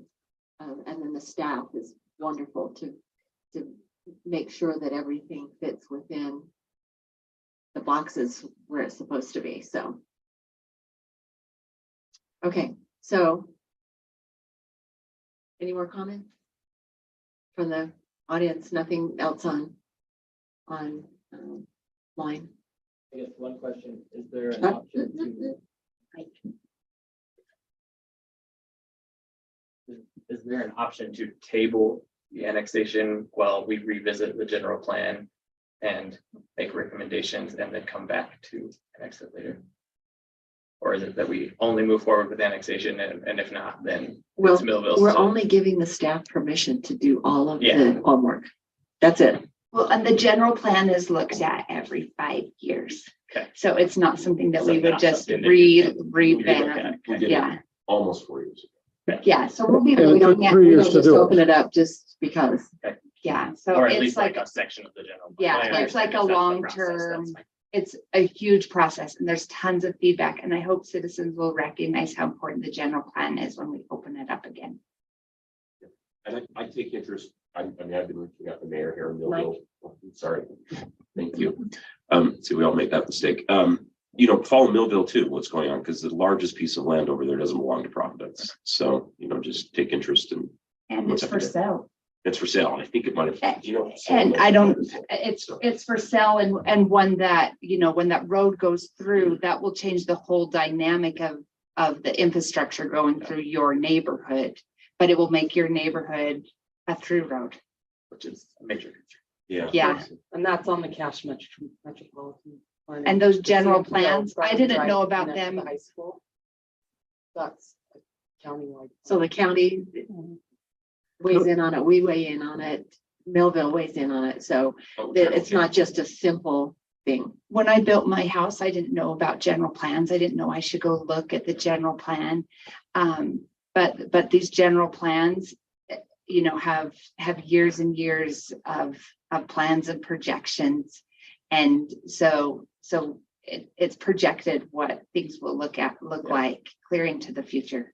So go take a look at it. It's And to posted on say, our If website. there's any way we can comment on the plans for Garden Drive, because yeah, it's not wide enough nor straight enough to have that amount of traffic on it. Actually slows down traffic when there's one that's not straight. Yeah, no, I appreciate that it is, So but that- adding more cars would be problematic. Well, adding more cars is always an issue, absolutely. But that's what our staff is going to do.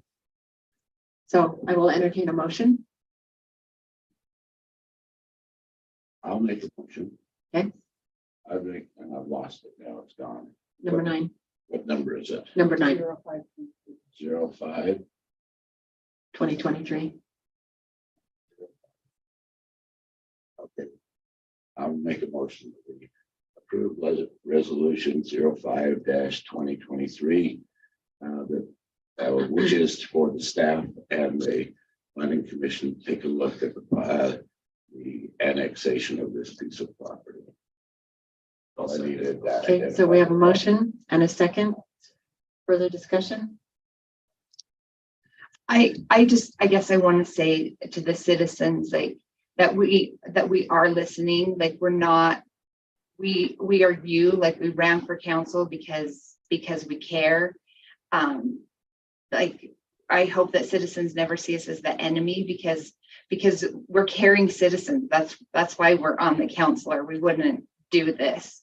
But we're really trying to look out for the best interest of the city and of the whole flow of the city.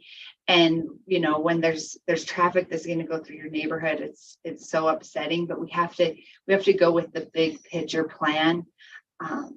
And we're not saying that any of this will end up as the big picture plan, but we have to have that at least as our starting point. But we are listening and we're taking very serious consideration the things that you say. And if there's something new that comes to light, that's when we make shifts. But if there's not anything new that you can bring to us, then we generally stick with the general plan. I have a question for Ty. I know that last month it was brought up that the way the annexations our approach was modified a little bit in state code. Is it just in the noticing or there's other components that have?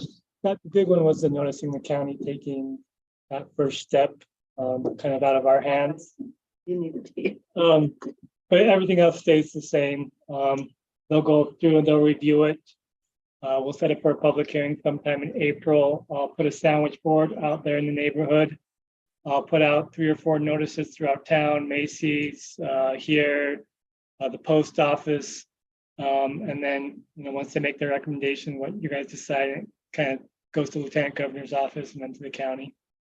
And then I had a question for Scarlett. Where the applicant has indicated, I'm gonna try and use the new updated language. Which I think is the RM12 and the R112. If I got that right, maybe. Good job. That by having that on the application, doesn't that force them into a public hearing for their zoning? Yes. They can't just say, never mind, we're gonna change it to mixed. Right, that's part of the. I mean, as was alluded to by one of the comments that we received. Do they have to stick with what's on their application or can they modify that? They could modify it, but then we would have to come back and tell you that they modified it, and that would be, you'd have to look at it to see if you want to consider it further, but But that would go to the planning. it would go commission, through not the to us. process, yeah. Yes, If it didn't have a public hearing at planning commission, I mean, at that point you could always reject the application and say, no, you got it, you swapped us, you bait and switched us, then we're not interested. If you're gonna do that, you always have the final say. This is the start of them, but you always have the final say to annex or not. And if it hasn't gone through enough process or enough input or you want more, you can always do that. Makes sense? One question is Spring Creek Parkway, 12,000 square foot lots. Up through Spring Creek Parkway over them. no, Summer, What is that? many are 6 between First West and Third East. Most of those are 6. You get further east and then they're in the larger lot size. And then down through actually west of First West, you've got multifamily and you've got smaller lots there too. So, or 6,000 minimum. So most of Spring Creek Parkway has lots that are from Third East west. Most of Spring Creek Parkway is lot 6,000 square feet or less. So what's being 1,000 or more, proposed, right? Or more, yeah, I'm sorry. what's being proposed is 12,000, which would be double. Sometime take a drive up Spring Creek Parkway, take a look and think of a double-sized lot than what's there. Just to give you an idea of what is being proposed, because that would be twice the size of the lots as you would see along Spring Creek Parkway. R112 is what the existing neighborhood. What's that? R112 is the existing neighborhood zoning, which is what 12,000 square. being proposed Right. as So- part of the parcel. Well, some of that zoning to the north is actually R110. So, but to the east is R112. So the R112 is very much in harmony with the existing areas. It's the RM12 that's a little bit different, but we'll see what happens. But we're getting into the weeds. Right. Yeah. We are getting to these. I also have lots of questions. Make sure your neighbors are at the planning commission meeting. That's. Although remember, it's not a vote. It's Make sure they're there. It's a place to present information and opinions, but it's not a vote. It's a vote to recommend, but not a vote to approve and final. It's not the final. It's not a Right. citizen's vote. Right. It's Oh, not yeah, a yeah. citizen's vote. We take very seriously the recommendation of the planning commission and the public hearing. Just remember, we can't attend more than one person or two persons because it would be a public meeting. So we have to watch it online and see what they do because we can't attend, but we take their recommendations and work from there. I feel like we're getting stuck here. Yes, we're in the weeds. We'll Let's go. Okay, thank you for the clarification. We have a motion and we have a second. There's no further discussion on faith. I do have one that Kendall has his hand up again if you want to cover it, but that's up to you. I'm just letting you know what I've got on there. And it's about annexation, not I don't know what it's about, but that's why I was just deferring to you. It's your choice. Jay but- Christmas spoke Right. before. So. Okay, the clock's ticking. You're gonna take him? Yeah. Okay. All right, go ahead, Kendall. Mine's more of a question, you know, it sounds like if it's going to the planning commission, it's also going to the planning commission, not just for annexation recommendation, but also for zoning. So it does make it appropriate to talk about zoning. We're not in the weeds at all on that because that's why you have so many people that are kind of, you know, paying attention to this right now. So does the planning commission recommend a zone when it goes there in a couple of weeks? That's a question. Yes, they will deal with the zoning piece of it. And that's what we're talking about zoning right now. They'll So recommend to the council what we should approve. that's why it's very appropriate when you talk about zoning and it's not in the weeds at all like you're suggesting. Well, not in this meeting. It's appropriate in the planning commission. Well, the zoning for mixed use is, that zone is, so the wording on that is so vague and so muddy that it needs to be revamped before we even move forward on any of this. But this vote tonight has nothing to do with that. That isn't true, but we'll agree to disagree, I guess, for now. Yeah, we'll have to do that. Okay, thank you for your comments.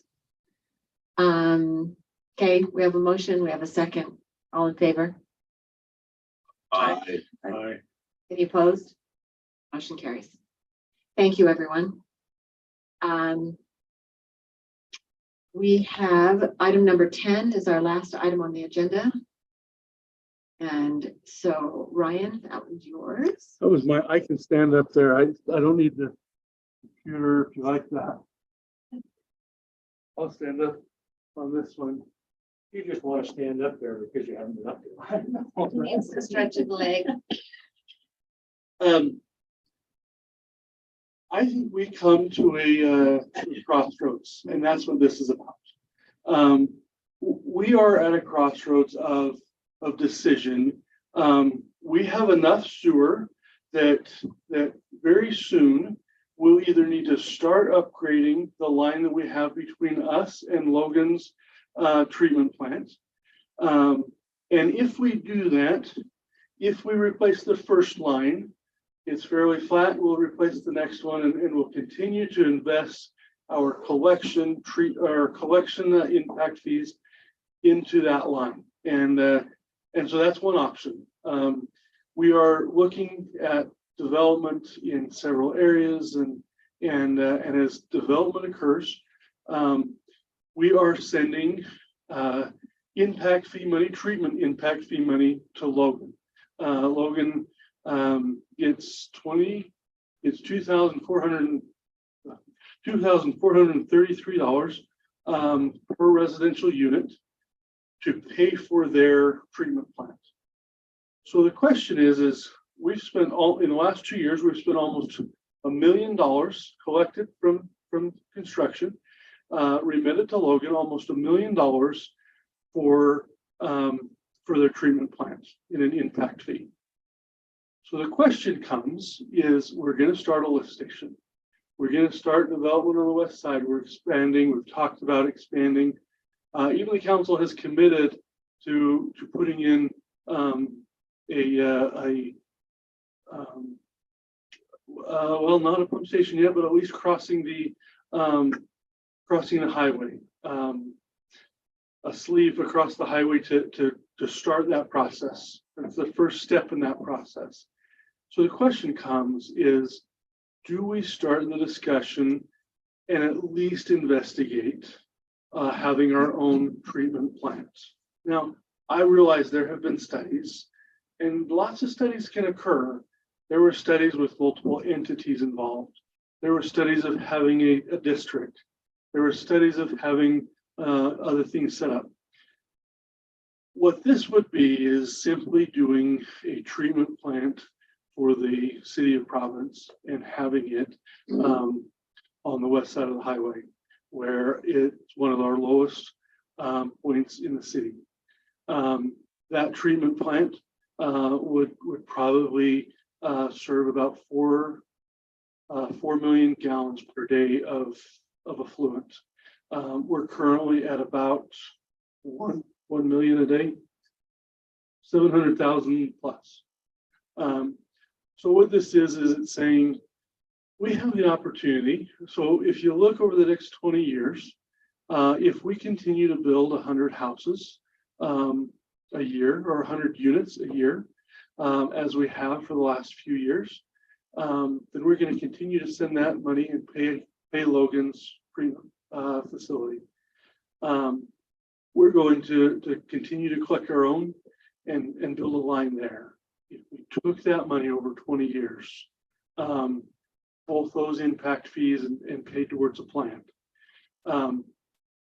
then at that point, the plant gets paid by both user and by new connections. That's how Logan's treatment plant is being paid. Same money, but the ownership is different. And so at that point, the question comes is it feasible? Is it feasible for us to go in? Some of the other cities that have them, Hiram has their own plant. Wellsville has their own treatment. They don't have a plant, but they have their own treatment. Perry, Willard, Preston, Garland just finished theirs. And I've been through there. Tremont has one. So there are several that are cities our size. This is not unheard of. There are cities our size within the valley here and within Box Elder County that have plants. And so the question comes is it feasible? Is this the time that we determine to buy our own or to continue to pay for Logan's? If Logan's is cheaper, then obviously, and one other thing, keep in mind, rates, our rate for service has increased by 10% a year for the last 5 years. At a flat, no actual cost presented to verify that. The base number for that, those increases were budget, not actual. Hopefully they were great. Hopefully they were accurate. I don't know. So what you're saying is we haven't had any documentation for those rate increases. It's just, this is what the rate is. The rate study committee went through, but it's been based on a budget numbers. And so anyway, we've seen a lot of that. Question tonight is, if we're at that crossroads and should at least start doing our own feasibility study and say, okay, is it feasible for us to even consider the next step?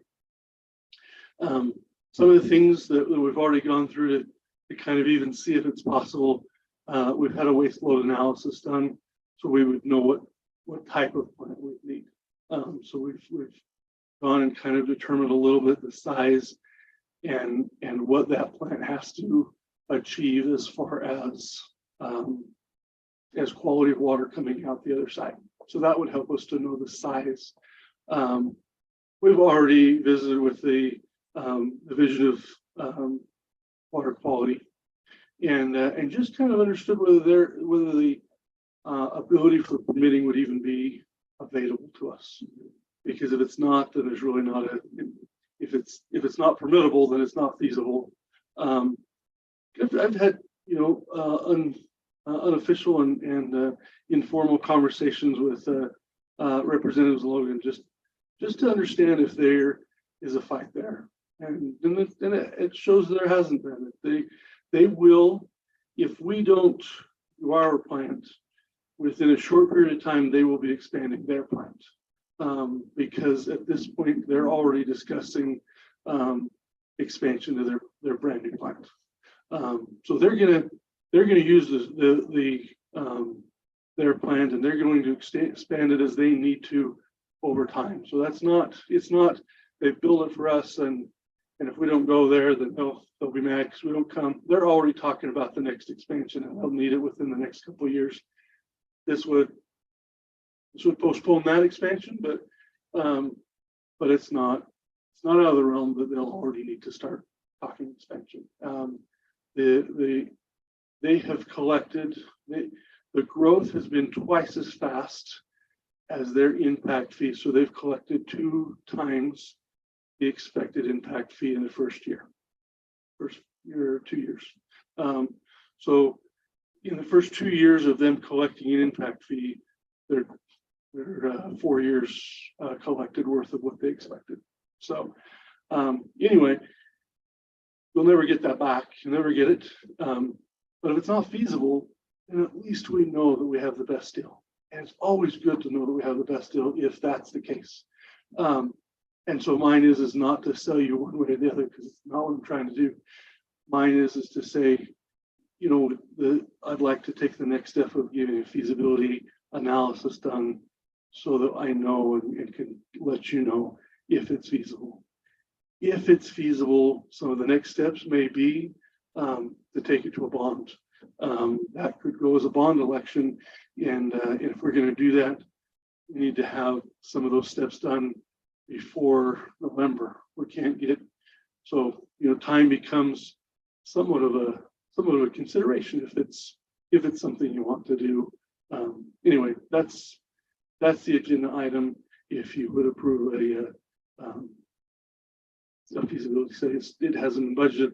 We'll take it out of our engineering fees engineering professional fees. We'll use the budget to do it, but it wasn't a specific item to do it. So we're bringing it back. Ask your permission. You want to go forward? I would like to comment to that. As Ryan and I were talking about this, it was exciting to me because I was excited about us taking over our garbage. I'm excited about us looking to the future because Providence has a defined area, and we're not going to really expand too far beyond where our perimeter is right now. We're looking at an annexation, but we've got our area pretty well defined. If we can design a plant that would cover the area that we have at build out or to that nature, then I think it's a great investment into the future. If feasibility, we can accomplish it at this point in time. If not, we may have to look at other steps, but it would be with a defined area. I think it's a great idea to look at this. I think it's a great idea to look at this when you consider the line that has to go from here through the under 2 highways and through the golf course and over to Logan. And if I'm not mistaken, we either build it or put a lot of money into that lift station that's down there on the river. I think we built it, and then they accepted it, and then they brought a lot of stuff in from out in the College Ward area and out in that area, which has helped make it to that lift station is probably, you know, reaching near capacity. We might have to be involved in, and I don't know what their plan is, but we might have to be involved in rebuilding that lift station or expanding that lift station. So I think like you, Ryan, it's a great time, and we're at a crossroads. We really ought to dig into this, and just with what money would be spent in a feasibility study would be well worth our time and money, so we have an understanding of what we could or couldn't do to look at our situation as Providence. It's always good to gather information. What's that? It's always good to gather information and Yes. make an educated decision. Absolutely. Janelle, did you have? Just about impact fees for collection. I know when I looked through our wastewater master plan, you know, the engineering company that did it for us presented like 5 different choices.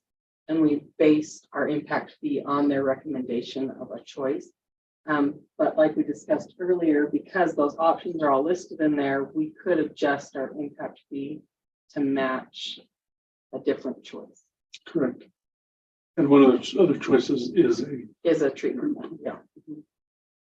so we could use the currently adopted impact fee for our wastewater.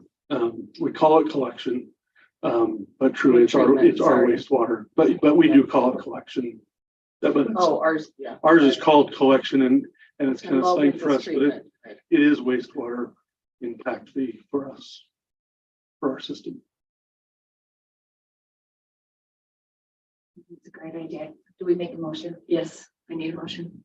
I'll make a motion that we move forward with a potential, with a feasibility study for a potential sewer treatment. Okay, we have a I'll motion. second it. Second. Any further discussion? Any all in favor? Aye. Aye. Any opposed? Motion carries. Thank you all. Next item on the agenda is staff reports. We should mix this up so different people start. So, Public Works.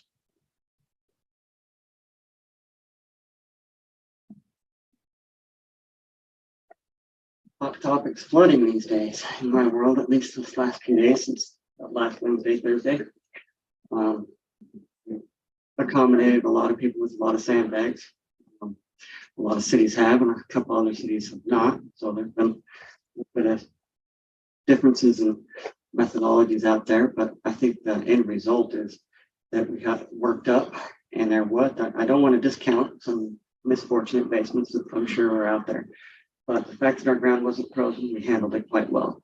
We saturated the ground, our ponds are not overflowing. There's one that I'm watching very close, but majority of our ponds are handling the snow melt and rain. So we're doing quite well. I've ordered more bags, so we'll be on the ready. I'm much more concerned about the first week of June, as Prince Beth has noted earlier. So anything that's 2011, that was the week that I didn't sleep. Got it. So Sunday it's afternoon.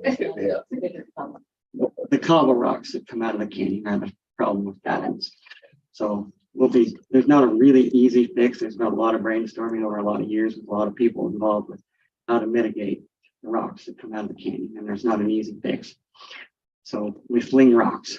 We try to anticipate when and have enough manpower to handle it. But that's the concern that we'll be watching closely. Like Brent said, if you've got a canal anywhere near you, or you know somebody that you can help out when it comes to removing logs or trees and brush and things like that out of that canal to make it work better, it will definitely help. And we'll be doing what we can to prepare for it and handle it when and if it comes. Maybe we'll get lucky and the stars are aligned and it'll melt in the perfect rate of speed, but that's kind of unlikely with the amount of snowpack I've heard we have up there. So we'll watch that. Other than that, if you've got any sandbag questions like things like that, feel free to ask. I got a question about this. On the reading, it's right where it comes down and crosses 3rd East down by Marlin House. That is top priority on our stormwater master planning culvert that could be increased in size. I know there's another culvert in there to take an overflow. There's 2 We culverts. put in in a there. second one about Yeah. a decade ago, Yeah. and both of those barely handled 2011. Yeah, that was pretty close. But I'm a little bit concerned about the growth that's in the bottom of that, the Spring Creek in that area. I don't know if the Corps of Engineers would let you do anything with that or not. You know what I'm talking It's about? very shaky ground. We On do the what we side, can with emergencies, and we do some major preventative stuff when it comes to obvious super concerns, but stream alteration permits, it's not our canal, it's not our creek bed, and so there is limitations that we should be getting ourselves involved in. But it's sure grown in and filled it in. But we went through and we did chop down some trees right in between Marlin's property and First North there. Tried to clean it up to a degree, but when it comes to putting equipment in that creek, even if it's dry, it's state could frown upon us without a permit. So there's different things that we gotta cross our teeth properly for when it comes to what and how we do it. But we generally walk the creek from the city shops all the way to near the mouth of the canyon, at least the way past Ed Callback's area, the Maple Hollow, and throw out large logs and sticks and make piles that we see that we can improve. Because we do have a trash rack that we've maintained on the, and so 2011, 2015, and 2017 were all large water years that we threw blown rocks as they came out of the canyon. So the sticks are a different problem as far as road culverts and people's driveways and such.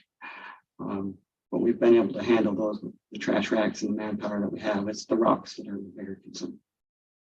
I know the Cavallos and then Erickson's are very concerned because the creek makes such a sharp turn right in on Cavallo's driveway there, going to Norm Linhart's old place.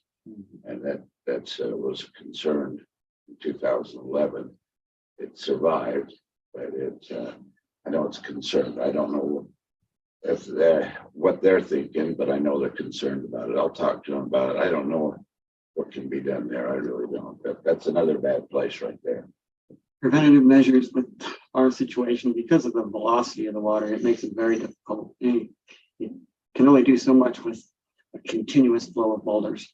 And so it's not an easy mitigation strategy. And we've tried some different things. We have 3 locations that we fling rocks, and having, a track on and dump truck on hand, and contractors and our personnel to do the best we can when it hits. But we'll do what we can as far as keeping an eye on that creek and looking for red flags and ways that we can improve preparations for it to come. But it'll be a tough one.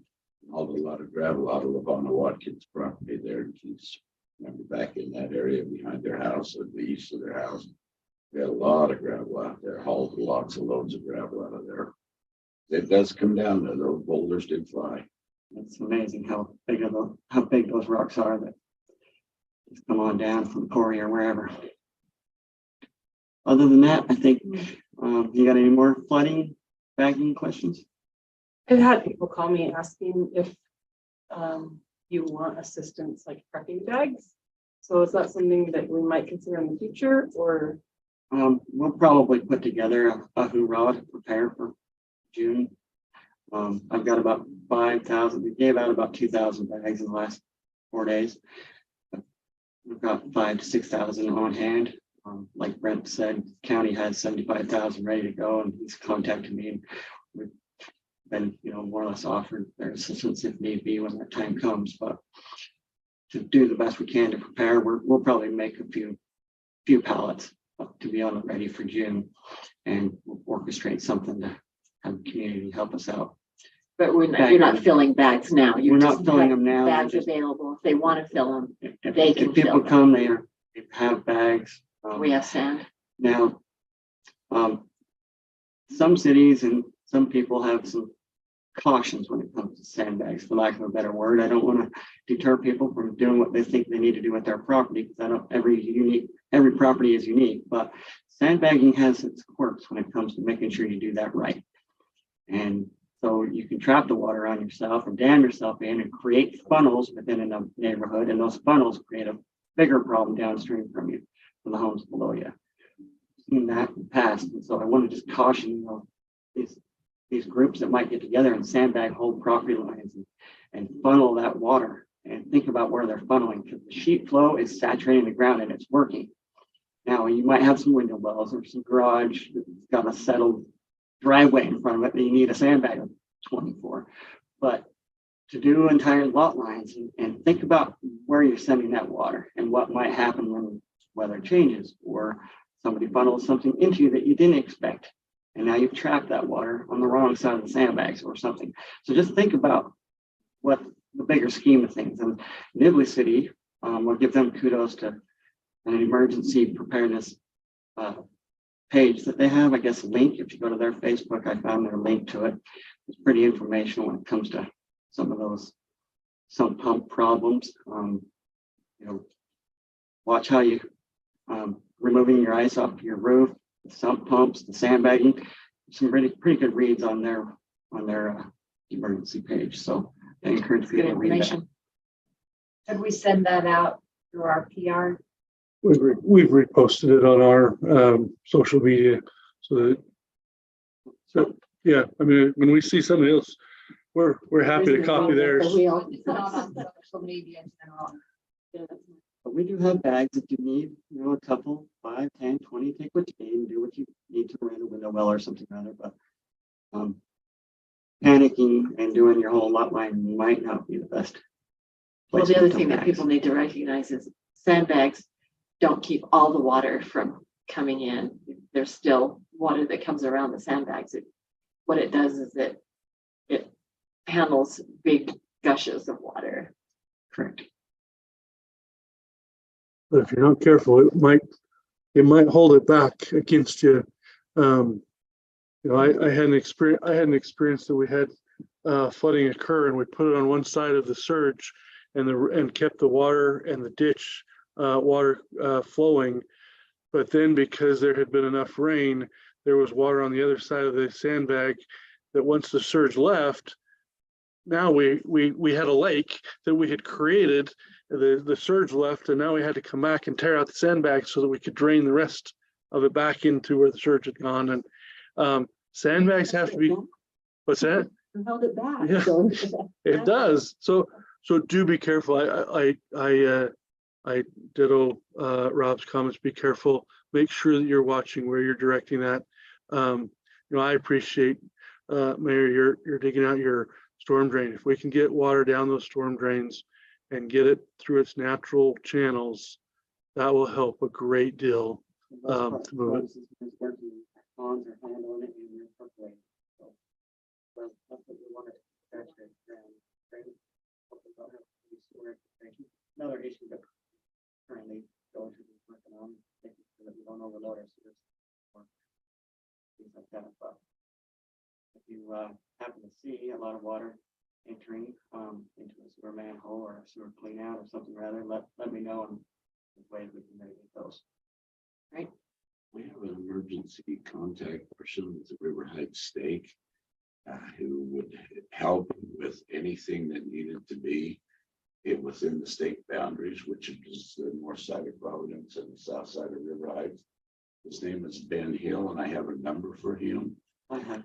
You He have was his- actually the plumber today. from a Okay, different state from his- right. He would be a person as a resource that could help bring people together in an emergency to assist the city. Great. Always good to have lots of resources. Thank you. Is that it? That's all. Good job. Thank you. Thank you. All right. Got it.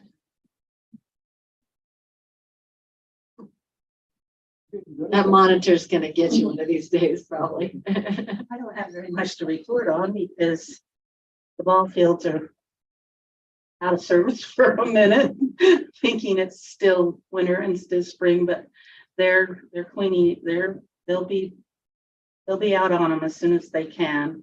So we are a little bit behind as far as our scheduling, so they will be crunched up and you will see very busy ball fields and soccer fields when they can start playing on them. I did a quick look, Josh, in answer to your question on animal control. Our animal definition is pretty broad. It says animal means all non-human members of the animal kingdom, including domestic, exotic, and livestock species. And we do have an animal at large. Well, I have 8 deer living in my backyard right now, so. You know, And if one that we quite like, I would like to help you on that, but the state will yell at me if we get into the deer. We've been there, done that once. Turkeys. That's what Rob said. He said, what about the turkeys? One thing to think about on the cat thing, and I think Janelle's idea is really good on the trap and release, because with dogs, generally they're licensed and you can find an owner. With cats where they're not. With dogs, if they get put in the pound, we can find the owner and we can make them pay that charge. With cats, if we can't find the owner, the city's on the hook for those 5 days that you have to hold the animal. So I think that when Lieutenant Barchi said there is some expense there it really could add up if you had a lot of people start taking all the cats. The other problem that we had when we tried to deal with cats quite a few years ago was, unfortunately, then we had a lot of complaints that people's cat was missing. And so I don't know how you do it without licensing, but Smithfield tried licensing, and I don't think it worked too well, but that would be a It's like herding discussion. cats. Literally, chasing balloons or something. As far as community development goes, there, you might be hearing some rumbling from the state, and we are working on it. We have to have our floodplain management ordinance redone because they passed new maps. And I've got that just about ready to send out to staff, and it will go, it's a zoning, it's in our Title 10, our zoning ordinances. So it will go through the public hearing process with the Planning Commission, and it will come to you in your April meeting because it has to be done before May 9th. So that will be something to put on your radar. They sent a really nice template, and so mostly we're just following that template that the FEMA and the state put out. South Weaver worked with them and got a lot of good help, and so I talked to the people that did South Weavers and used some of their guidelines too. So, but if you see anything, we are working on it. We are aware of it, and we are working on it. Colton has been watching the storm grates and the ponds as well, trying to make sure that as he can see if there's any blockages or anything, he's cleaning those out. And so we're keeping busy that way. He's also looking for illicit discharge that might be happening. And so he's staying busy while we've got water running around now. So, and then we are working on some subdivisions, not great big ones, but we do have subdivisions in-house that are, one's pretty good size and a couple smaller ones. So they're keeping us busy, and people are still building. Not like they were, but they are still building. So we are still looking at residential site plans as well. So that's it. Unless you have questions. Okay, thank you. Hey, I don't think I have anything to report. I guess. Just a quick update on the website. It's taking a little longer because our Historic Preservation Commission have their own separate site, our actual city site, so they're trying to incorporate that, get that content. that's great. Moved over, still they'll have that page on there. There's a lot of stuff on there, a lot of stuff that's been duplicated as well, but hopefully merge that, so will just all be on our city site. Glad you're doing it. That's a But good yeah, thing. so hopefully we'll have something to look at next. Great. In April? Hopefully, yes. Okay. If not sooner. Okay. I think that was the last piece they were working on, was that website.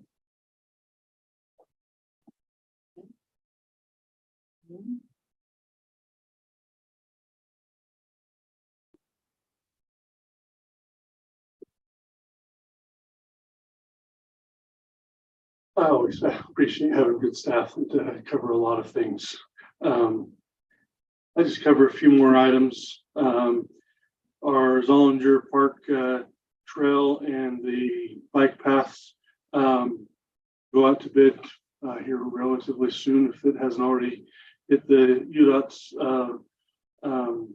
advertising, we should be out starting advertising this week. Our streets project as well should be out to advertise this week. So we've got those projects designed and out ready. So we're excited for those. I keep looking at the streets and you know, I'm excited for getting these streets done. They're the worst ones we've got, and then we'll have the next worst, and we'll kind of work up. And anyway, we're making great progress towards some of these projects. Fiber is coming along. We're having several installs scheduled, and as the weather starts to pick up, more and more people are ready to actually have an install, and they're not worried that it's about 5 feet of snow on the ground and how they're going to do that. So anyway, we're starting to see those pick up. Anyway, hopefully we have a lot of them in the next months ahead. This summer should be extremely busy for installs. If you are anything other than the zone 4, this is your summer to get on fiber. So if you're not on it, this is the summer to do it, except for zone 4, which is the far north. Let me ask you about fiber across the highway. We're going to put fiber across the highway. We've got several businesses going in there. Yep. It is part of our zone 3 as it extends, and it may end up being its own independent zone as things progress. But we're definitely looking to do that and have designs to at least push it across the highway. And then whether it is another cabinet over there or individual connections at this point, and then a future cabinet, we're working on how that's going to work. Going to cross. 3rd south, I'm pretty sure. There's a sleeve under there. When they redid that, I thought they put a sleeve under there. It'd be nice if they did. Not aware of that. A couple of abandoned pipes. Irrigation pipe. Anyway, couple of grants. Did you have a comment on this? I just wondered about the fiber. I had a resident ask me if the installation zones have been adjusted based or as they, except for zone 2, they're as they were established based upon the subscription. So, is that correct? Not exactly. Mostly, but because of the lead time on cabinets, and that first leg to the cabinet allowed us to start the first 288 connections, and so each of the cabinets have connections that can connect on. It is designed, but the cabinets take so long to lead and get put on and get connected, and then once they are, there is so one that will have skipped ahead because of our change in getting cabinets installed and getting them up. Is zone 3 allowed us to connect some, and it will allow us to connect some there before all of 5 is done. And then because we have drops in zone 1 that can all get done, and we had a second crew in zone 5, and then later in zone 3, it allows us to spread out our crews rather than concentrate all of our crews in a specific spot. So it should help us spread faster, but it is slightly different. We are looking inside of each of those areas, and we are using that data to try to prioritize which 288 leg we go to and which street we do next, so that we can pick up on those. But because of that critical path to get our on cabinets done, we did have some change, and there is some that will get on sooner than the other zone because of some of that change. So a couple, we've got 3 grants that we submitted, 4 grants that we submitted for. One is the RAPS grant with the county. They talked about it. So we've got our application in there for the skate park, the outdoor recreation grant. We've got the skate park submitted to that one as well. We submitted Zollinger Park to the outdoor recreation. They've said our chances slim because there's some things that they don't fund. But we had it submitted and threw a dart. It's better to get a dart in than and get a chance than not. So, and then we have submitted for a T-Mobile grant for the playground up at Breaker Park. So we have submitted those 4 grants. Little over, half of my head, 1.3 million in applications for grant funding. So obviously we don't get all that we apply for, but if we don't apply, we don't get, so. You know, All night long too. I have a great staff that does a lot of things. And then beyond those things, budget has been my big item, and you've seen all of the detail of it. And getting it done 2 months early was a feat. So But think of all that time is gonna free up in May. I assume those will be under project management. I hope they have the projects bid and awarded by them, and so that we'll see how that goes. Next month, we'll have our meeting down in St. George. And I think all of you are signed up except for Jeff. We'll miss you. But I think everyone else is planning, at least we're planning on you. And I do think it'll be a great conference to be able to get all of those, you know, they talk about so many different bills that have been passed. In order to accommodate that, we'll need the time throughout the summer and fall to be able to work on a lot of those bills and get things back in line with the state code. And they do it to us every year, just a constant. So anyway, questions, things you might have for me, anything I can answer for you? So on the 19th, are there meetings down in St. George on the 19th? Our meetings.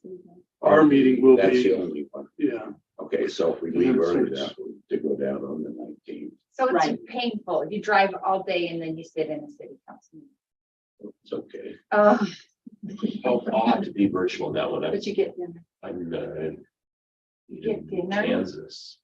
I have to fly to St. George. So he doesn't have to drive. I have to drive, but I have to. We'll have to travel. Mine has to fly, so, you know. I'm hoping to. Yeah. Yeah, I hope so. So anyway, any other questions? Anything else? Anything else for you? 30, this is gonna be a record being done. For that many It's not a items. record, it's good. It's pretty good. Good. For that long of an agenda. That's okay. Yeah, I'm thoroughly impressed. Very. Well, hold on, the night's not that. You'll have to, you'll Everyone have to did share their mosquito homework. abatement. Nothing else on the agenda. We have no, It might be a lot of. no need for a closed session. So, a motion. So just a reminder that April 19th at 6 p.m. we will have a meeting down first, so you'll need to be there by 6 o'clock. And I think it will be a great meeting. So I will entertain a motion to adjourn. Make a motion that we adjourn. Okay. Second it. 2 seconds. Third, fourth. All in favor? Bye. And Carrie needs to get home to a Bye. birthday girl, so. Thank you all.